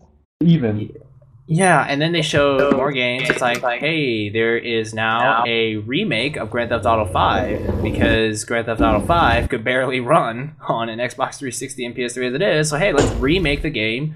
That's only less than a year old, and put it out on PlayStation 4. So now you got little needles that move on the dashboard, and you get like 1080p and 60 frames and lots of cool things. So I guess that's nice. Don't know if I feel like a fan of like paying $50 for. All right, hey guys, quick interruption here for Kairi and I think Bremen. First off, Kairi, what the fuck did I just read? I'm sorry. Oh my god.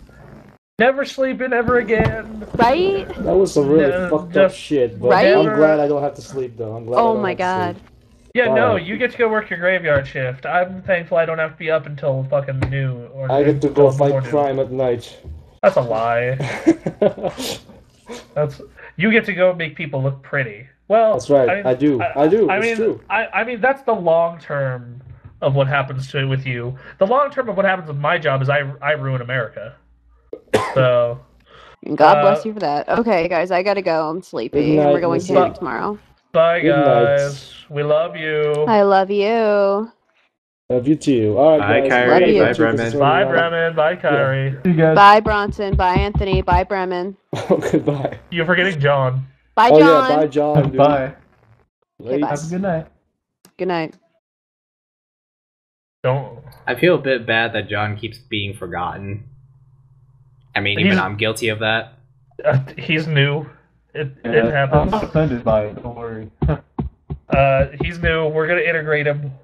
He's gonna be integrated into our club of horrible people. Into your cult. Yep. Man, if we're gonna go to E3, we're gonna need to rent a van.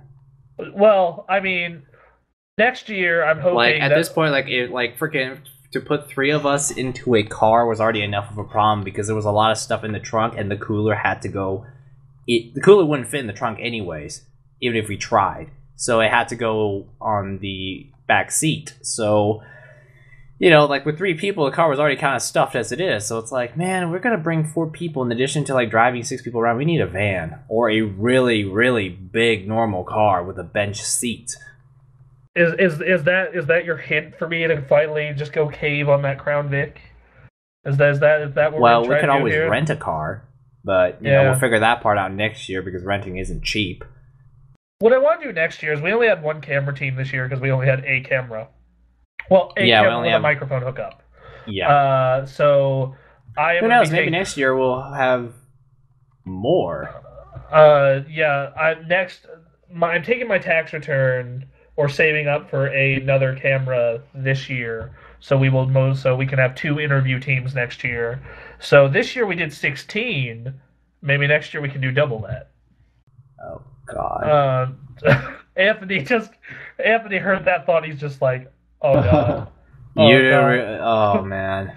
I mean, Oh. granted, you know what? There's a lot that we could talk about as far as streamlining. I mean, this is kind of like the second time ever that we've gone out to a convention, so we're still trying to figure out some efficiencies. We need to figure out more efficient ways. Let's be honest, we're not many people. Like, freaking, there was only like 5 of us there, and we were like cranking out 16 video interviews along with like 8 written pieces of work or something like that. Yeah. And doing our behind the scenes video and doing all of our post E3 stuff. It's a lot. And our dance video. Yeah. That just. I mean, I think that's the last thing from E3 that we're posting is the dance videos. Bremen and I get to be superstars. Hey, Bronson, you're the site's dancing superstar already. You remember the Bronson's Dance Central Slim Down? Yeah, yeah, that worked. It did work. Yeah, you lost 10 10 pounds in a week or something. 10 in a week, like 10 pounds in a month. Yeah, it was like I'd play dance. Yeah, I'd play Dance Central every day for an hour a day. Turns out if you do that, you will lose weight. You will not get better at dancing, though. It turns out. So. Well, you could. You just have to work really hard at it. Like, really, really hard. Anyways, so where were we? Oh, yeah, E3. So I might as well say, like, my favorite E3 press conference. I would say it would be... I would say Microsoft's, because Sony's had really had a really good high points, but their low points were also pretty darn low when they wouldn't stop talking. In the case of Nintendo, yeah, it's pretty good, very good actually. Heck, if anything, it just gets you stoked when you see Iwata and Reggie just fighting it out, which that was awesome. That was freaking sweet. I mean, I wish that fight scene could go on longer. They also had some pretty freaking awesome music.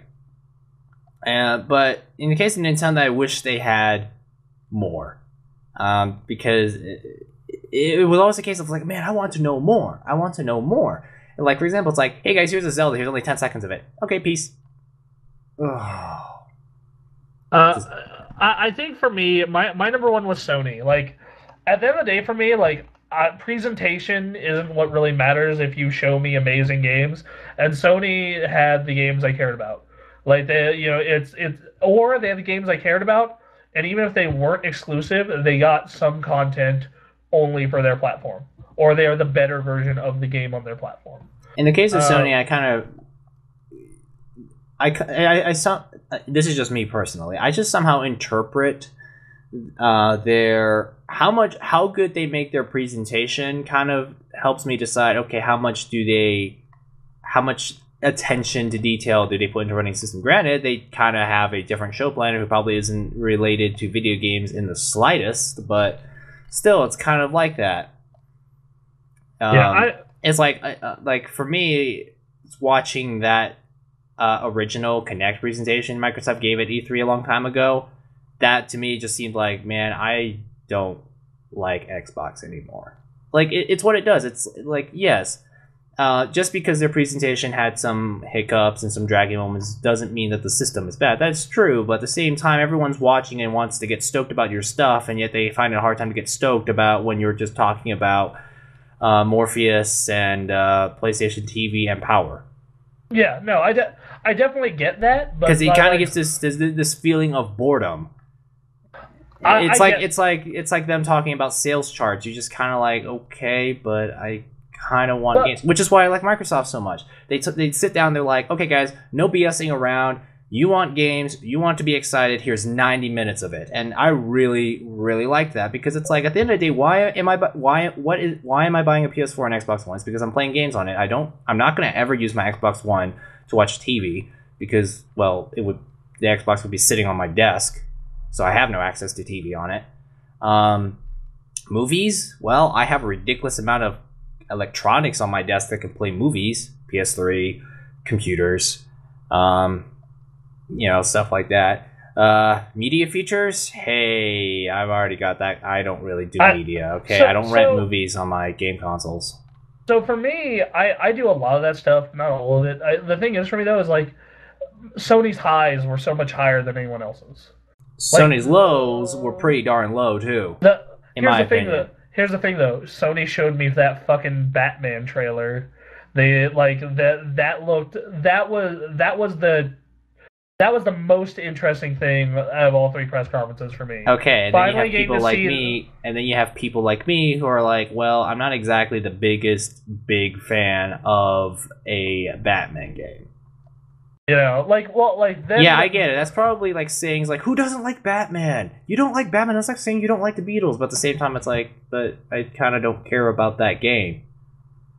Granted, I understand that every conference is going to have games that I don't care about, but it's like saying, oh, it has Batman. It's perfect. And I'm like, what? Anyways, that's just me ranting a bit.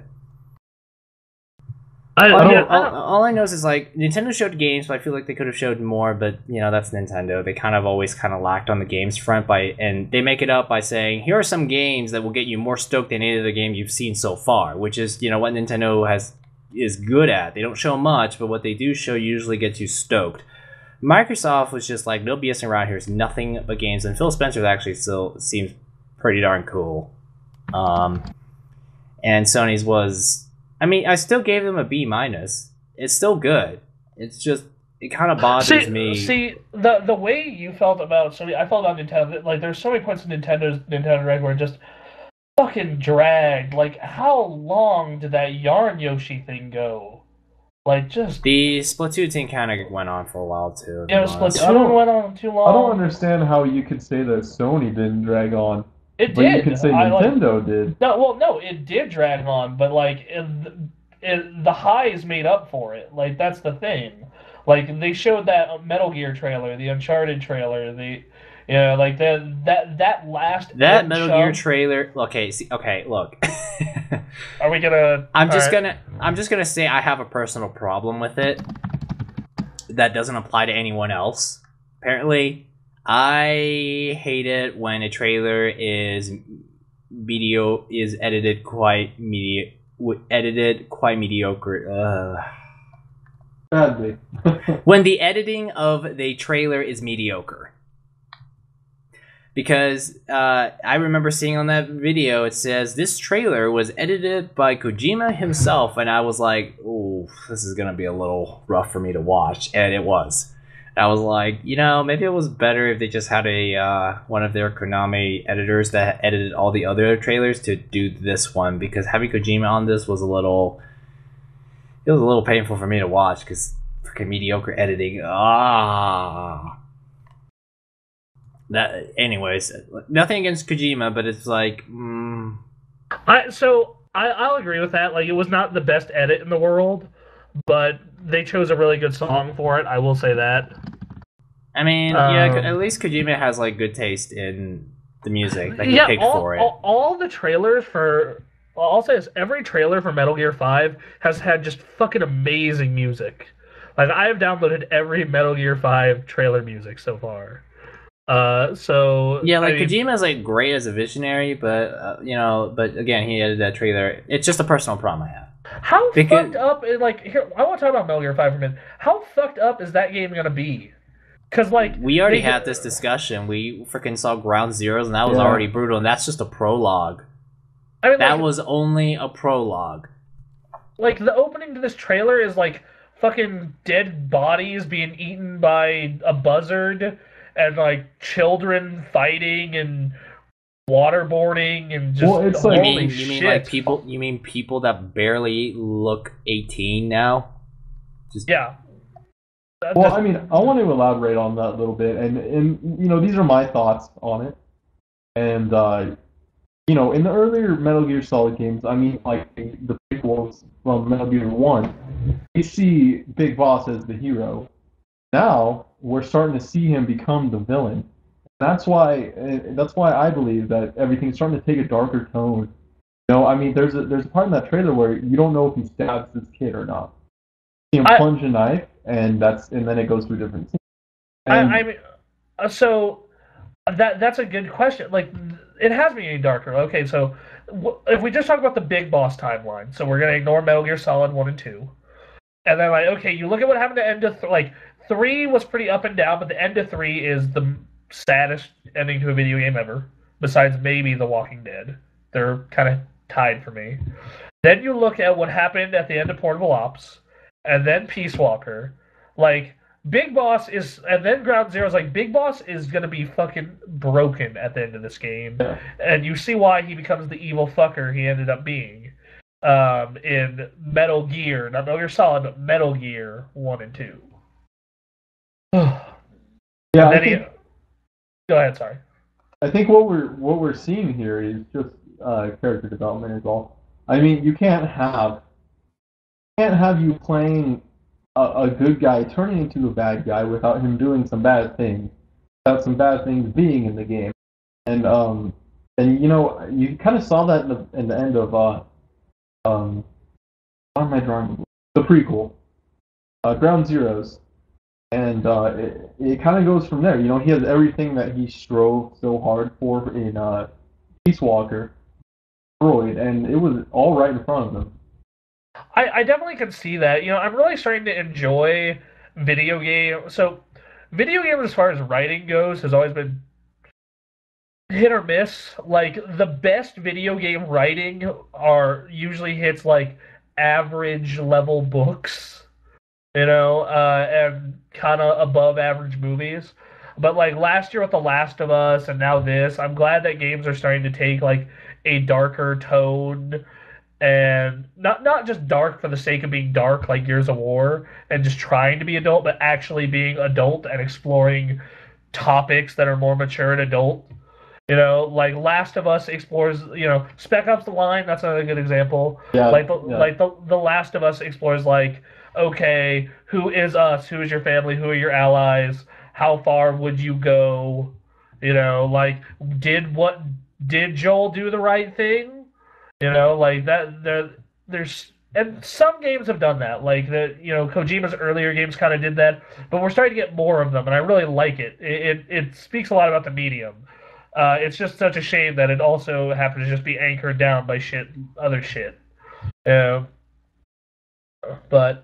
I don't know. Like, I'm really interested in Metal Gear 5. I'm just super bummed that this is yet another game that like 2015 has. Like 2015 seems to have, it's like gonna have everything almost. 2015 is the year I will buy either a PlayStation 4 or an Xbox One. Because Yeah, that's a good there's call. a lot of stuff. And you never know. Sony, well, they're not going to announce a price drop. That's a little too ridiculous right now. Why drop the price when everyone's constantly buying your system, right? Yeah. Actually, I mean, that to be honest, the Destiny bundle, I got a little too excited because I thought, oh my goodness, they're giving all of this for only $400. Hell yeah, I'll totally buy one this year. And then I found out it was like $445 or something like that, and I'm like, maybe I'll hold out a little you longer. save $15? Yeah, it's like, that And doesn't it's exactly white. sound. And it's white. I mean, it looks really good. The system looks amazing, like a white PS3. It's like, oh my goodness, I can finally have an electronic system in my collection that isn't colored black. Like, everything on my desk is like gloss black or matte black, and I'm like, I wish I had a midnight purple 3DS. I'm the same way. When I bought my 3DS, I kind of regretted not waiting an extra week because the midnight purple color was coming out soon. I thought, man, that purple looks pretty good. But I just got a Cosmo Black 3DS, and it's like, darn. So in my case, same way. Everything in here is black except for my 3DS. I mean, it's like, and this kind of just goes back to my rant about how, companies, especially those who build cars and stuff like that, just go for a shade of gray. A shade of gray, whether from, the scale from white to black, are like the least offensive colors. Or at least in our culture, they're like the least offensive colors, because there's nothing wrong with the color gray, because it offends no one, but at the same time, there's no passion in it either, okay? You can't really get excited about the color gray. So, and to be honest, it's just a little tiring. I'm just like, man, I wish I got like a more exciting color. Heck, I would get a red 3DS if I could. I mean, first off, you know me, I want pink. But I mean, the Vita comes in 2 colors still, right? The new model? It's black. You get black. You get black. That's all you get. Unless you import it from Japan, which Vitas aren't region locked, so you could do that no problem.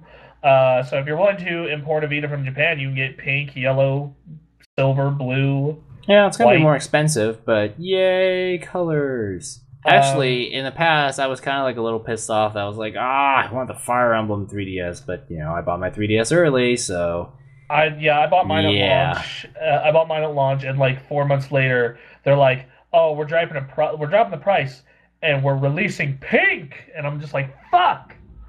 But then I told you to wait. But then they said 20 free games, and I was like, "Okay, all right, not gonna bitch now." Good on you, Nintendo. I have to think of it. I had this thought about my 3DS, and I always thought, this 3D feature that they talk so much about, I don't care about it anymore. The only game that I use it for is Mario. That's the only one. I don't even use it for Mario. I don't use it at all, and I just kind of look at the screen and it's like, this system definitely came out in an era when people really thought 3D TVs were going to take off. I mean, to be fair, there are a lot of 4K TVs now, especially the Sonys. They come with 3D TV tech standard. Well, yeah, but it's not like people are talking about like it's the next big thing, like 4K. The reason they have to have that 3D tech in there is because a bunch of stupid people, like someone named Bronson, for instance, went out and bought 3D televisions and have a bunch of 3D movies that when they want to upgrade to a different TV, they still want to be able to watch those 3D movies. Yeah, like that's why. Like my mom, she, I bought the thing that makes it more 3D television for her, and now she is forever locked into having to buy 3D TVs. At least the 4K TVs with the 3D tech in it standard, I think, are only like $2 or $3 grand now. Which is amazing. They dropped in price so fast, because when the 4K stuff was first announced at CES and we were there, they were costing like 13 grand. And it was like, yep, but then they just crashed down to like 4 grand now, so it's like, wow, yeah. Anyways, those 4K TVs are kind of ridiculous because you kind of look at a picture and you're just kind of like, did my vision become the best thing ever? That's what you get when you look at a 4K picture on a 4K TV. You just look at the picture and you think, do I need eyesight? Do I need good eyesight? I probably said that wrong. You just kind of look at it and just think, did my eyesight suddenly become perfect now? That's why it looks like it. But the colors were also so vibrant that it was like, whew. Anyways, yeah. So 4K TVs. Do you remember how horribly expensive 3D TVs were? Like, am I the only one who just remembers that shit? It was just like... I didn't really care because the only thing I was focused on was like 3D TVs. Well, let's see. I have to wear an additional pair of glasses over my glasses, so they're a little impractical. I don't care much about movies, and whatever 3D games, which were, I think, GT5 and Uncharted 3, it was like, that's not really enough for me to justify buying one yet anyways. Well, like, my thing was, I was buying one for, like, the thing that sold me on one of those was I was buying a TV for my mom that Christmas. And then they were like, well, if you buy this TV, you can get a PlayStation 3 for $100. And I was like, well, you know what, fuck it, why not? And my experience was I watched a couple of movies in 3D, and then just never used that feature ever again. In fact, I want to say the 3D glasses for that TV are somewhere in my closet. I'm not 100% sure. Because no one uses it, and I don't know, man. 3D just went so far away and just disappeared randomly. I mean, I remember when companies they tried to argue that 3D TV is it's like color. But the difference is that with color, you can clearly see an improvement without any additional stuff over your eyes. Yep. It's like HD, okay? Like, what's the difference between HD? Well, you just need more width to fit your TV in your living room. That's basically it. But other than that, it's the same TV that you knew. You just push a button to turn it on. You put in your movie, and you can play it. You know, like color. Nothing's different other than you just turn on, use the TV the same. Whereas with 3D TV, you kind of have to sit at a specific angle, within a specific angle range of the TV, and you have to put glasses on. But there's all kinds of dumb shit about 3D. I'm not gonna lie, and the amount of stuff that it is good for is just incredibly limited, as far as games and movies go. Like, I remember watching. First off, The Amazing Spider-Man was a terrible movie. All right, you want to what made The Amazing Spider-Man even worse? 3D? Watching it in 3D. Okay. Were they going overkill with the 3D effects with Lizard or something? That and the swinging. Oh my god! I just wanted to throw up everywhere, and it did not look good either. Hey, there's a better way to throw up in The Amazing Spider-Man. Let's use Project Morpheus. God. John, what's your thoughts on 3D? I don't like 3D at all. I mean, I used it a little bit on the 3DS for, Zelda. But now that I think about it, that might have been the only game I even tried using it for. As far as movies go, I don't really want to pay extra to go to a movie in the theaters to buy some stupid glasses that you can go back after.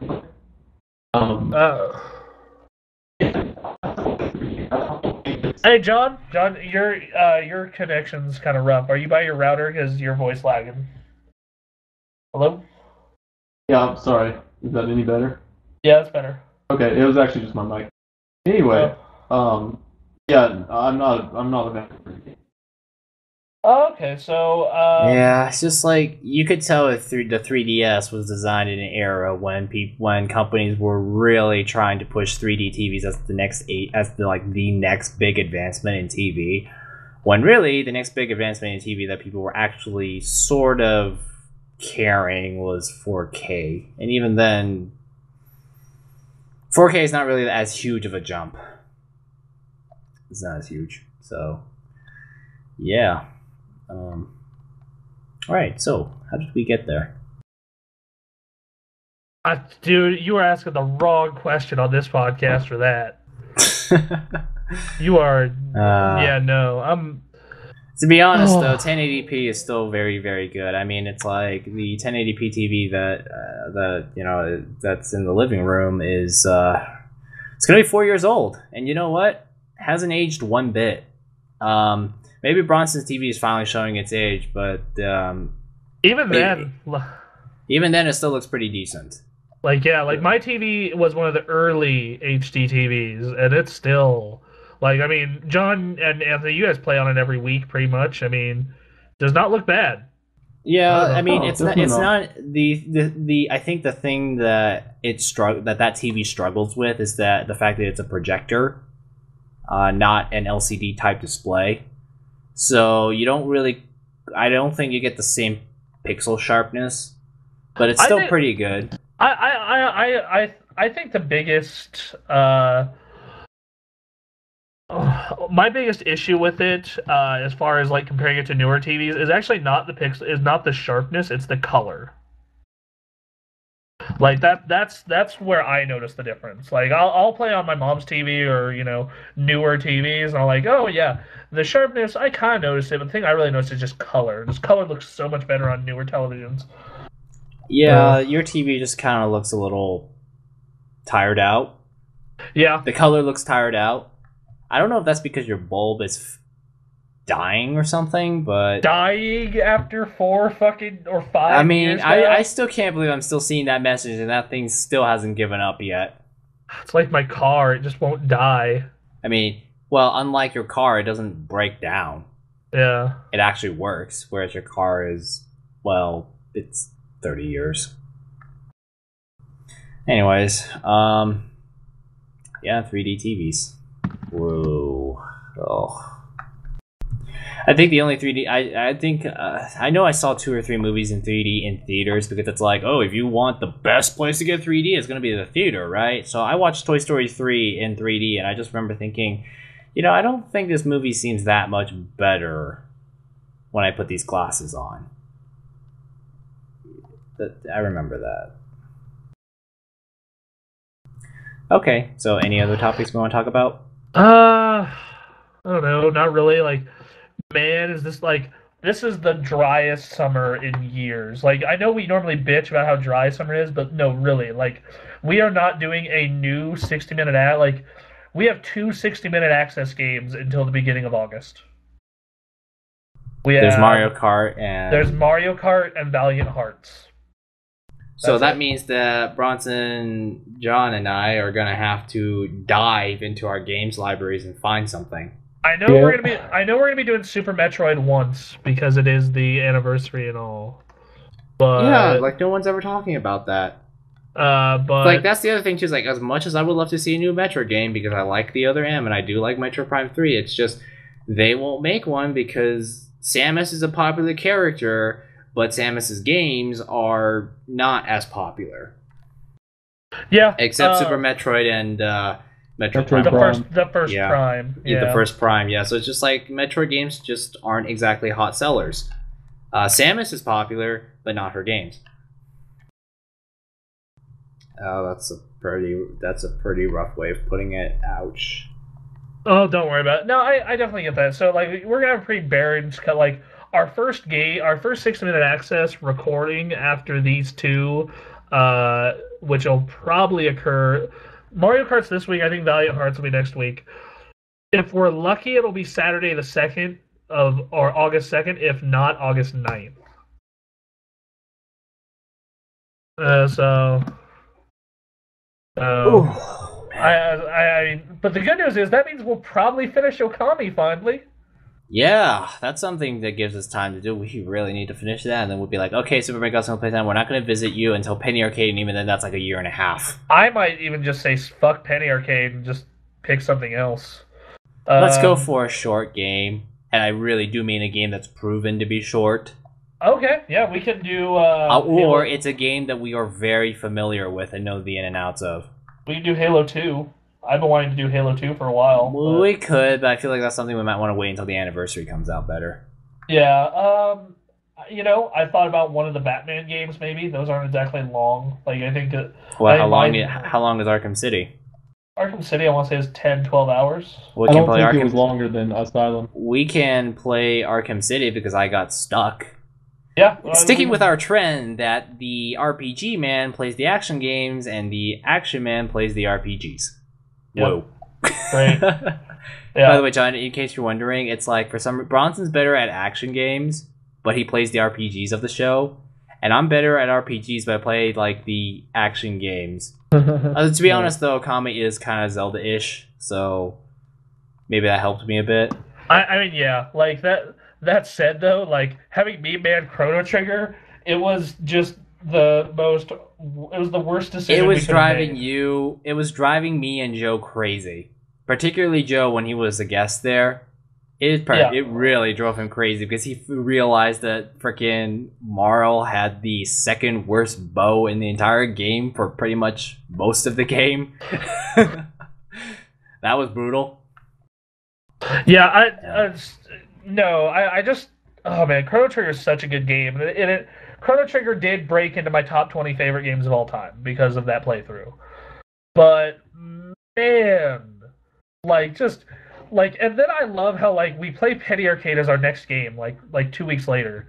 And it made fun of everything that you guys wanted me to do. Just everything that you and Joe bitched about me doing. Or not doing. Penny Arcade's like, nah, we're gonna make fun of you. Like, I remember when we check this chest. There's like, what are you doing? Pass me by the chest. I'm like, fine. I go back, I run up, I grab the chest, and we get, what was it, $1? Yeah, It was $1. And I was just like, but you never know what's gonna be in it. Yeah, and then we go to the Dark World version of that map. And it's like, why'd you pass? Hey, the chest. Shut up. Like that was the tone. But you never shut up. Yeah. Yeah, when you're an RPG player, you freaking just want 100% a map. Yeah, because you never know. You might because that's how game designers get you in RPGs. You never know, that chest might actually contain an item you really need. It could make your life a lot easier. I mean, yes, I agree, but also because, like, I look at my, what's the game I'm most excited for this year? Bayonetta 2. That game is so hardcore action game that it's not even funny. You know what? I actually want to buy Bayonetta 2 because the moment they said Bayonetta 1's included, I'm like, sure, okay. Yeah. Those games are so that sounds fucking... like freaking for $60 you get like 2 games, one of which I've never played before, and the fact that they kind of tweaked it to have Nintendo costumes. And they made it run at 1080p instead of 720. That's something that I always felt that people always give crap on the Wii U, but I always kind of felt was a little unfair, was that, oh, the Wii U is not up to PS4 standards. And I'm like, guys, it's a 1080p console. It's a native 1080p system. This wasn't like with the Wii, where the PS3 and Xbox 360 were enjoying 720p land, whereas the Wii sat in 480p land. No, the Wii U is a modern 1080p system. Granted, it's obviously not as powerful. I mean, if you played Mario Kart 8, it looks great, but you notice a lot of aliasing in there. You notice a lot of jagged edges, but hey, it's 1080p. You notice Luigi being straight up gangsta. Very. The death stare. Fucking, they see me roll it. Yeah, alright. We're gonna be playing a lot of that that song this is weekend. forever ruined for me because all I know is the Weird Al version. You see me mowing my front lawn. Yeah. Yeah. So, hey, John. Yeah. How do you feel about rapping? I'll do whatever you guys need me to do. I don't mind. Okay, great. Man, John's very open to this. I love that John is so the opposite of any other person I've ever had to work with, like, for staff. Because, like, any dumb idea is like, yeah, alright, yeah, sure. Sure. Which is going to be great at E3 because, like, I had to practically, like, beg Bremen to do the dancing games with me. Like, it was just like, fuck, come on. We're just going to... I like doing really idiotic things. Like, what's the point of being alive if you're not living? Yeah, no, so when we were playing that... So, Anthony, you didn't get to see this on camera, but when we were playing Just Dance, we were on GameSpot TV. Lisa Foyles came by and filmed us. So now thousands of people on the internet have seen Bremen and I dancing on GameSpot. So great. No, what were we talking about? We just lost train of thought. We were talking about tech and TV and TV, Tech, TV, TV, TV. TV, TV, TV, TV, sports. Oh, sports. Call of Duty, Call of Duty. I remembered another good 60-minute access we could do this summer in that gap. John and I can play Madden. Oh yeah, I'm down with that. Yeah, that'd be a good one. I want to see your skills. You know, for everyone out there, there is an NCAA versus match that never got published. Me getting destroyed in that game. Great. It still hasn't been published. I kind of feel like I kept it anyways because it's like, one of these days in the far future we'll be okay with publishing it because it's so old. Oh my god. At the time it was like, ew. Yeah, like no. I wish so. John didn't hear the story. That everyone on the podcast heard it last week. Bremen and I went to the Madden booth, right? And we waited in line for 20 minutes, fairly short line, and we played Madden. And they just match you up with a random person, right? I was like, yeah, this guy's just gonna watch, sign me up with a random person. And this guy's like, oh, did you play last year's version? I'm like, nah. He's like, I'm like, yeah. He's like, did you? No, I played 13. I'm like, okay. And he picked the Seahawks, and I picked the Broncos, and and I felt so bad for what I did to this person. You told me about that already, actually. It was 42-0 in the half. Yeah, it was 42-0 at half. And normally, like, Anthony, you know how the game developers talk to you at booths when you're playing their game? Yeah. The EA developer, just silent. Just completely silent. So, just like, it didn't help that the game next to us was 21-21 in overtime versus this other game that's going on that's just like a beatdown. Just a complete smackdown. Like, it started with a pick six. Like, that's how the game opened up. He got the ball first, and he threw a pick six to Talib, and then he threw it he threw a lot of interceptions. I'll say that much. And then Anthony knows. Hey, Anthony, what's it like playing against my offense most of the time? Oof, it's like I usually do a pretty good job at stopping your plane. Yeah, guys, I'm skydiving. My defense works against yours well enough, in a way, the last time I remembered, but it's hard.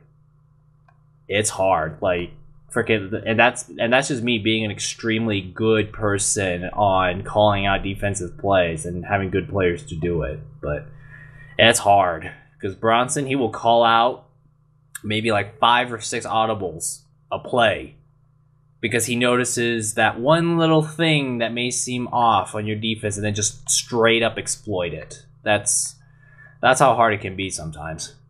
Which you can imagine how happy I was with Peyton Manning and Madden. Oh yeah. That. And that's the other thing too. Bronson's like the person who believes in like a high octane offense philosophy. Because he believes in you can never score enough, whereas I believe in the defense wins championships philosophy. So, and freaking Bronson spent some time playing it with a Kyle Orton, Tim Tebow offense. Yeah. The fact that I put 35 points up regularly with Kyle Orton and Tim Tebow is an accomplishment. It is a big accomplishment. So like what happened was when you give me Peyton Manning, it's just like, oh shit. Oh my god, like everything I throw goes to where it's supposed to? This is amazing. The only thing you can't really do is run with Peyton Manning because for obvious reasons. That's the only thing you kind of missed out on. But really, when you have an offense as good as Denver, not really an issue. No, not as much of an issue, I should say. Yeah, like it's definitely there are things that I wish Manning could do in that game that he can't. But for the most part, it's almost everything I want. Like if you had to pick like a quarterback that I'd want perfectly, like if Peyton Manning had like even a 70 in speed and a acceleration, he'd be the perfect quarterback in that game. Like, you'd be In unstoppable. real life, I don't think I've ever seen him run. Unless I he's saw about to him- get sacked. I saw him bootleg on Dallas. That was pretty great. It just like Peyton Manning got a running touchdown against the Cowboys. It was just like, oh man. It's like watching Tom Brady run. It's just you never Yeah. see it. You just never see it, and you're just like, what did I just watch? It's certainly very different from Colin Kaepernick and Russell Wilson and RG3, where they actually kind of like to move around a lot at the possible expense of physical health. Yeah. Yeah, I did. You know, I'm not into this new age of quarterback. I mean, to be honest, though, everyone's stoked about it because it's very exciting. it is. It's very exciting because they're moving around. They're making defensive linemen look really bad. I mean, freaking, they're giving everyone a heart attack while they're giving everyone, including the coaches, heart attacks because they're going all Fran Tarkenton out there. But still, it's exciting to watch. And it's like, man, these young people are just freaking beating established teams by running around all over the place and pissing defenses off. Because now the defense is like, well, so what do we do? So here's the reason why those plays work so well against a lot of the NFL now. It's because the NFL evolved into a league, full of pass rushers, and into a league full of pass rushers, right? And a lot of undisciplined players because they're just going after the quarterback. Well, when you run the read option, you need to be incredibly disciplined. I mean, John, you played football in high school, Yeah. and so did I. And did you ever play against any option teams? Any teams that ran the option? Not that I remember. It was quite a long time ago. Okay, because we did, and I remember that like our coaches stressed, like, stay in your fucking lane.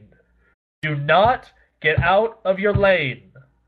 If you get out of your lane, you will fucking just fuck up horribly. And it's true because here's the thing. The thing about the option is they assume everyone's swarming to the ball, and then the ball's actually going somewhere else or being pitched to someone else, and then it goes for a big gain. If you have that's why a lot of defenses will assign okay, outside backer you're covering pitch man, defensive end you're covering quarterback. That's typically how that's supposed to happen. But in the NFL it doesn't happen because I don't know, these guys are getting paid $500,000 a year to make a defensive game plan that doesn't work, I guess. Okay. Moving on. Yeah. So, oh man, there's no one stopping us from talking more football. Yeah, no. Well, But I'm gonna stop it in the name of keeping this a gaming podcast in some sense. Right. I'm actually thinking I'm gonna check out soon, guys. We should do we're questions. Yeah, I think I'm gonna reload the page one more time and do questions. Oh, okay, cool. Also, Solid Kratos, he got a Vita recently. Nice. You should check out Luminous. It's a great game. You know Anyway, what? Miramasa is on PlayStation Plus this upcoming month. I was so mad when I saw that. I bought that game a month ago. Granted, I only paid $5 for it. Yeah. But I was just like, fuck. I'm really glad I didn't buy Strider. I almost bought Strider when it came out, and now it's free. So Yeah, I'm looking forward to that too. So yeah. Anthony's gone at the moment, so I guess we're not gonna take questions till he's back. So yeah. I'm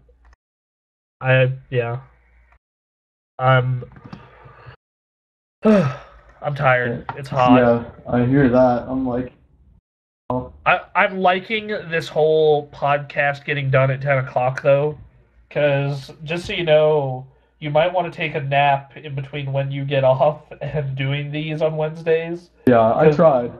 Because we normally go to 11:30 at night.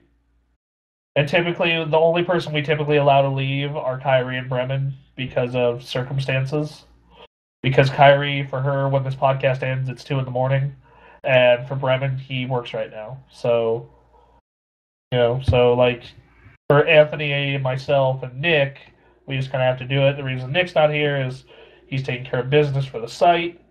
We didn't. So everyone who's like, "Oh, did you guys actually like have a mutiny and throw him in Kairi's basement in Florida?" No, just no, we didn't yet. Not yet, anyway. And I believe that's Anthony being back. Yep, he's back. Okay, we start these fucking questions now. Sorry. All right. Well, first question is from Metal Ways. How'd the TGA orgy go? Kairi pretty much had the perfect response with this. Ask your mom. So that's all I'm saying to that. Next question is from Cray T. You guys did really great. Thank you. We try. We really try. Really impressed by the timeliness of everything. That goes to Anthony and Nick. Give them a round of applause. What would you say? What would you say is the best and worst part about covering the show? The best part about the show is when you are on the show floor itself, and it's just like you get to see really cool stuff that very few in the world would see. And you're just like, oh man, I'm here. I get to play Hyrule Warriors. I get to play Smash Brothers on 3DS and Wii U. I get to play this game. I get to play Tales of Xillia 2. I get to play. It's really yeah, like it's and everyone's there and all the companies there. They're all there to try and please you because they want to leave a good impression. So when you sit down and write your article, you think of their generosity and that kind of stuff. So you're treated reasonably well, aside from food prices, because that's not EA providing food. It's more like the convention center wanting to rape Bronson's wallet with that water. So yeah, okay, so best part, definitely getting to try the games early and walk around the show floor and hang with the staff.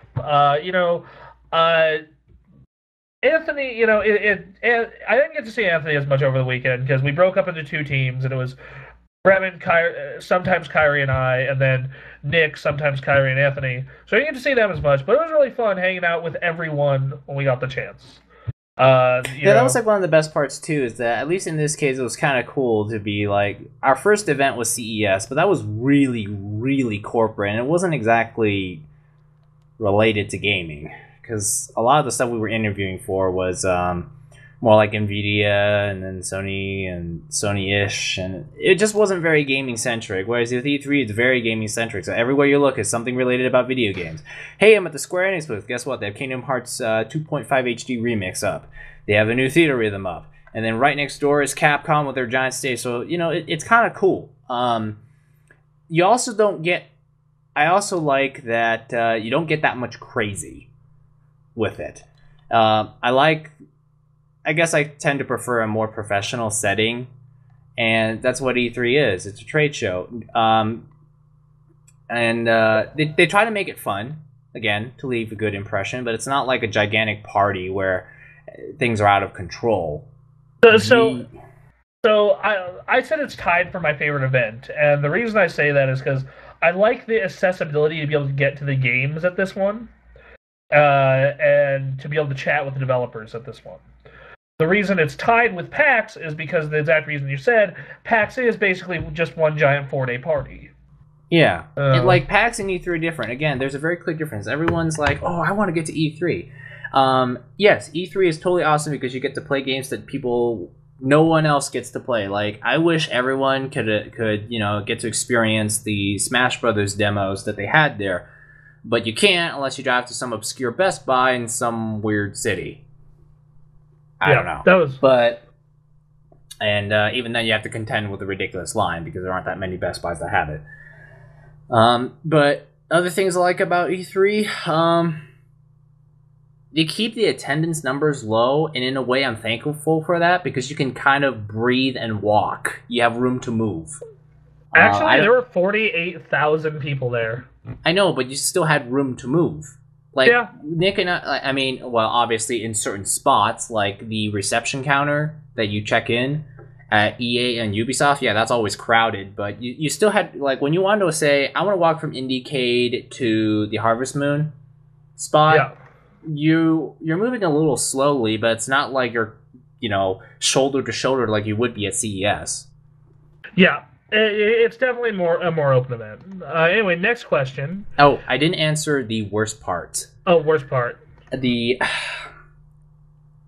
For me and Nick, the worst part for us is editing and posting until really late. Like the first day, it was like 2:30 in the morning. The second day, it was 1 in the morning, and on the third day, it was like 11:30 p.m. But even then, because we have been staying up so late for the last 3 or 4 days, we were just exhausted.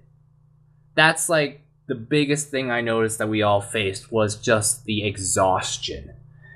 And for me, more personally, I just don't like LA traffic. I'm pretty sure that if I lived in the LA area, I'll get used to it. But really, I just don't like.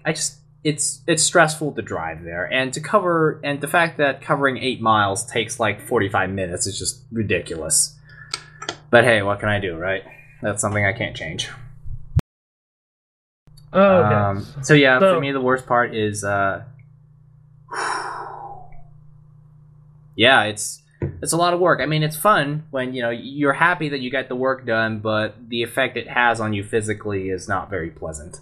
Yeah, I know that next year we're gonna definitely try and take a load off you and Nick. Like, I'm hoping Kairi and I can learn to do some things, and maybe even John here by then. Oh yeah, that would definitely that would definitely help in a way. Yeah, because the worst part about E3, internet is never fast enough. Okay, because the problem with consumer internet is that a huge amount of your internet is downloads, not uploads.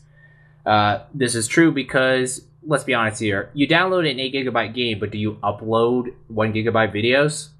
Not really. I mean, the most uploading you ever do is just sending web page requests, and when you're online gaming, you're basically just sending out little bits of packets saying, this character is at this position and did this action, sending it to a server. You're not really uploading huge amounts, whereas with your media people like us, you can never have enough upload speed. When the day comes that if I could upload a 1080p 60 minute access episode in 5 seconds today, I would love my internet forever. But I can't. I mean, yeah, like, I remember I tried, like, this weekend, I was having internet trouble, partially because I was just downloading Steam games a lot, but still, I was having internet trouble, and I was trying to upload Unscripted Access to the server, and at one point, I just got so frustrated, I'm just like, Anthony, can you just come over to my house with a flash drive tomorrow? Yeah, so... like, I was just like, this makes it way easier. But anyways, yeah, so, worst parts, staying up really late. I mean, it was kind of worth it, but the physical toll it takes on you when you're not used to it, it sucks. Yeah, like I definitely could tell that because Bremen and I don't sleep much. Like, just period. Like, I have 2 jobs. My mom's disabled. I like to play video games, so I just don't sleep much. For me, 6 hours, plenty. 4 to 5, I can function. 3, sub 4 is where you start getting iffy. Yeah. Let me go through. I know I've said this been intense, but let me go through my sleep schedule here. So already I didn't get much sleep the night before we left because we're all too excited to sleep. Yeah. It happens all the time. Okay, you get excited and then you can't sleep. So then proceeds an 8-hour drive to Los Angeles. And that night we slept, but we had to wake up really early because we gotta wake up in time to see Microsoft's press event, which starts at 9:30, which means we kind of had to wake up at like 6 or 7 in the morning, so we only had like 6 hours of sleep. And then that night, we're up until 2:30. Freaking everyone was just tired. Kairi was on the floor. Yeah, Kairi, like, I remember, okay, so there's a story behind that. Kairi, like, was super tired and, like, lies face down in the floor of the tech room. And then, like, and I figure, okay, I need to send a picture of this to you guys. And I take a picture and send it, and then she, like, wakes up and she realizes there's, like, all these toenails because everyone sits in there barefoot and they're gross and they don't clean up after themselves around her. And she's like, "Oh God!" And then she gets the picture. He's like, "My ass looks fat in this picture. Thanks, Bronson." And I'm just like, Yeah. So then we're like up until 2:30 in the morning. Then we sleep only like 5 hours to get ready for our first day of E3. Then we To be fair, Brevin and I actually sleep less than you because Brevin and I actually continue to stay up talking when you guys go to sleep. I'll say this: for the rest of these trips, like Brevin and I might actually be a good roommate pairing. Seems like it, because if you guys are staying up till 4 talking, that sounds great. Yeah, versus you and Anyways. Kairi, who actually like sleep. Weird. And need it. I don't drink coffee. I don't drink coffee or energy drinks. This whole trip, I don't drink coffee or energy drinks. So, I'm just running on natural energy. 100% natural energy, guys. I think the only unnatural energy that I had was the caffeine that I had, the Coca-Cola I had on the way back, because I was kind of dozing off a little bit while driving. So, had that to kind of help wake me up.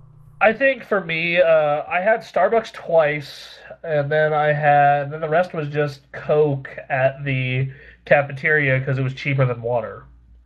As after I bought 2 bottles of water, like just frack, man, just no. Anyway, so I'm about to move this forward because we're all tired. Okay, Best part, games, awesome. Worst part for me, lacking sleep and the exhaustion, especially on the day that I had to drive back, because we got to drive Kairi to the airport and then drive back to Reno, and it was man. Okay, so I'll go over my best and worst. Best, getting the whole staff together and checking out games. Worst, the prices of all the food at the convention center. I paid $7 for a hot dog. Granted, it had a lot of stuff on it, but it was nowhere near worth $7. So moving forward with that question, where was Anthony? He was behind the camera most of the time.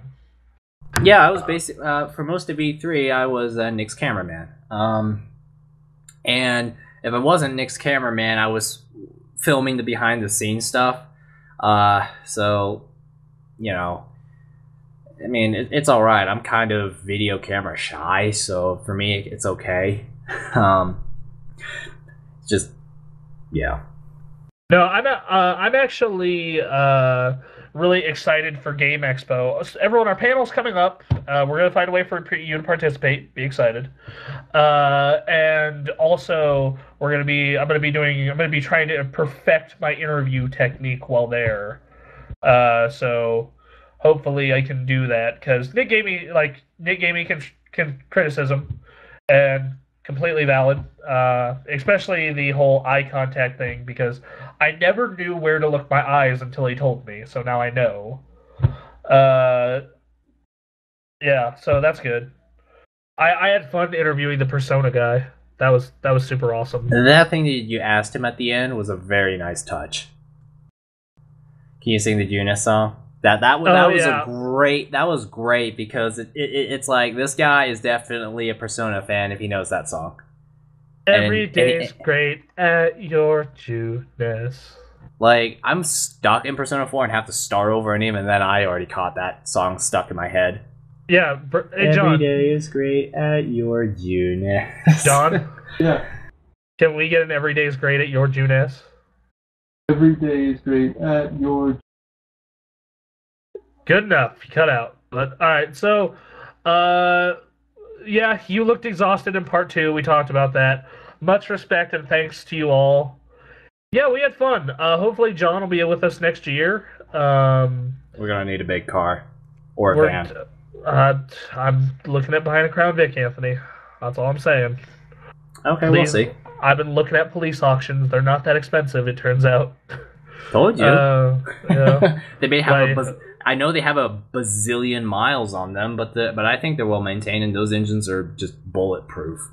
Yeah. So that has been not 6-minute access. Jesus. This has been Unscripted Access. We are a couple side updates. More comics. They're coming. We're so happy you love them. Aaron, brother, and I are ecstatic that you love them. Anime podcast. We've talked about it a while. We're going to give it a trial run. If we can consistently do it and you like it, We'll make it a regular show. Gamecast is making its triumphant return. Super Mega Awesome Go Playtime. Okami is almost done. Will probably be done by the end of July. So all those. So with that means Anthony and I are going to look into producing a different show because all the time we waste on Super Mega Awesome Go Playtime could be invested in a different show that you might like better. So yeah, we have a lot of ideas going through our minds right now, including one that we never posted, and it's like a year old now. Yeah, you guys are going to get a really, really outdated podcast. Oh, God, that's going to be funny. Oh, it's going to be so funny. Some of the opinions in that audio file are so outdated, because it was just before E3 2013. And at that time, Microsoft had just unveiled the Xbox One, which we basically viewed as the worst system we have ever seen in our memories. And the PS4 had so many question marks about it, so the Wii U looked like the best option. The Wii U and PC. Yeah. So anyways, yeah. All right, so that's all the stuff that's going on. As always, say hi to our new staff member, John. You know, yes. Welcome to the staff, John. Yeah, welcome. Well, I want people to say hi to me. Yes, say hi to him. I promise I will say hi back. Stalk him onto Facebook. He's on my friends list. And I know all you bastards are following me, so... John, do you have the Twitters, or no? I do not have the Twitter. Alright, you might want to get one of them Twitters. Right. So, yeah, iTunes, YouTube, we're all there. Twitter, I'm there. Facebook, we're there. We are the internet. So, go enjoy our stuff. We'll be back next week. Hopefully Nick will be hosting. Anyway, that has been Unscripted Access. Bye. Bye. Yeah. We love you.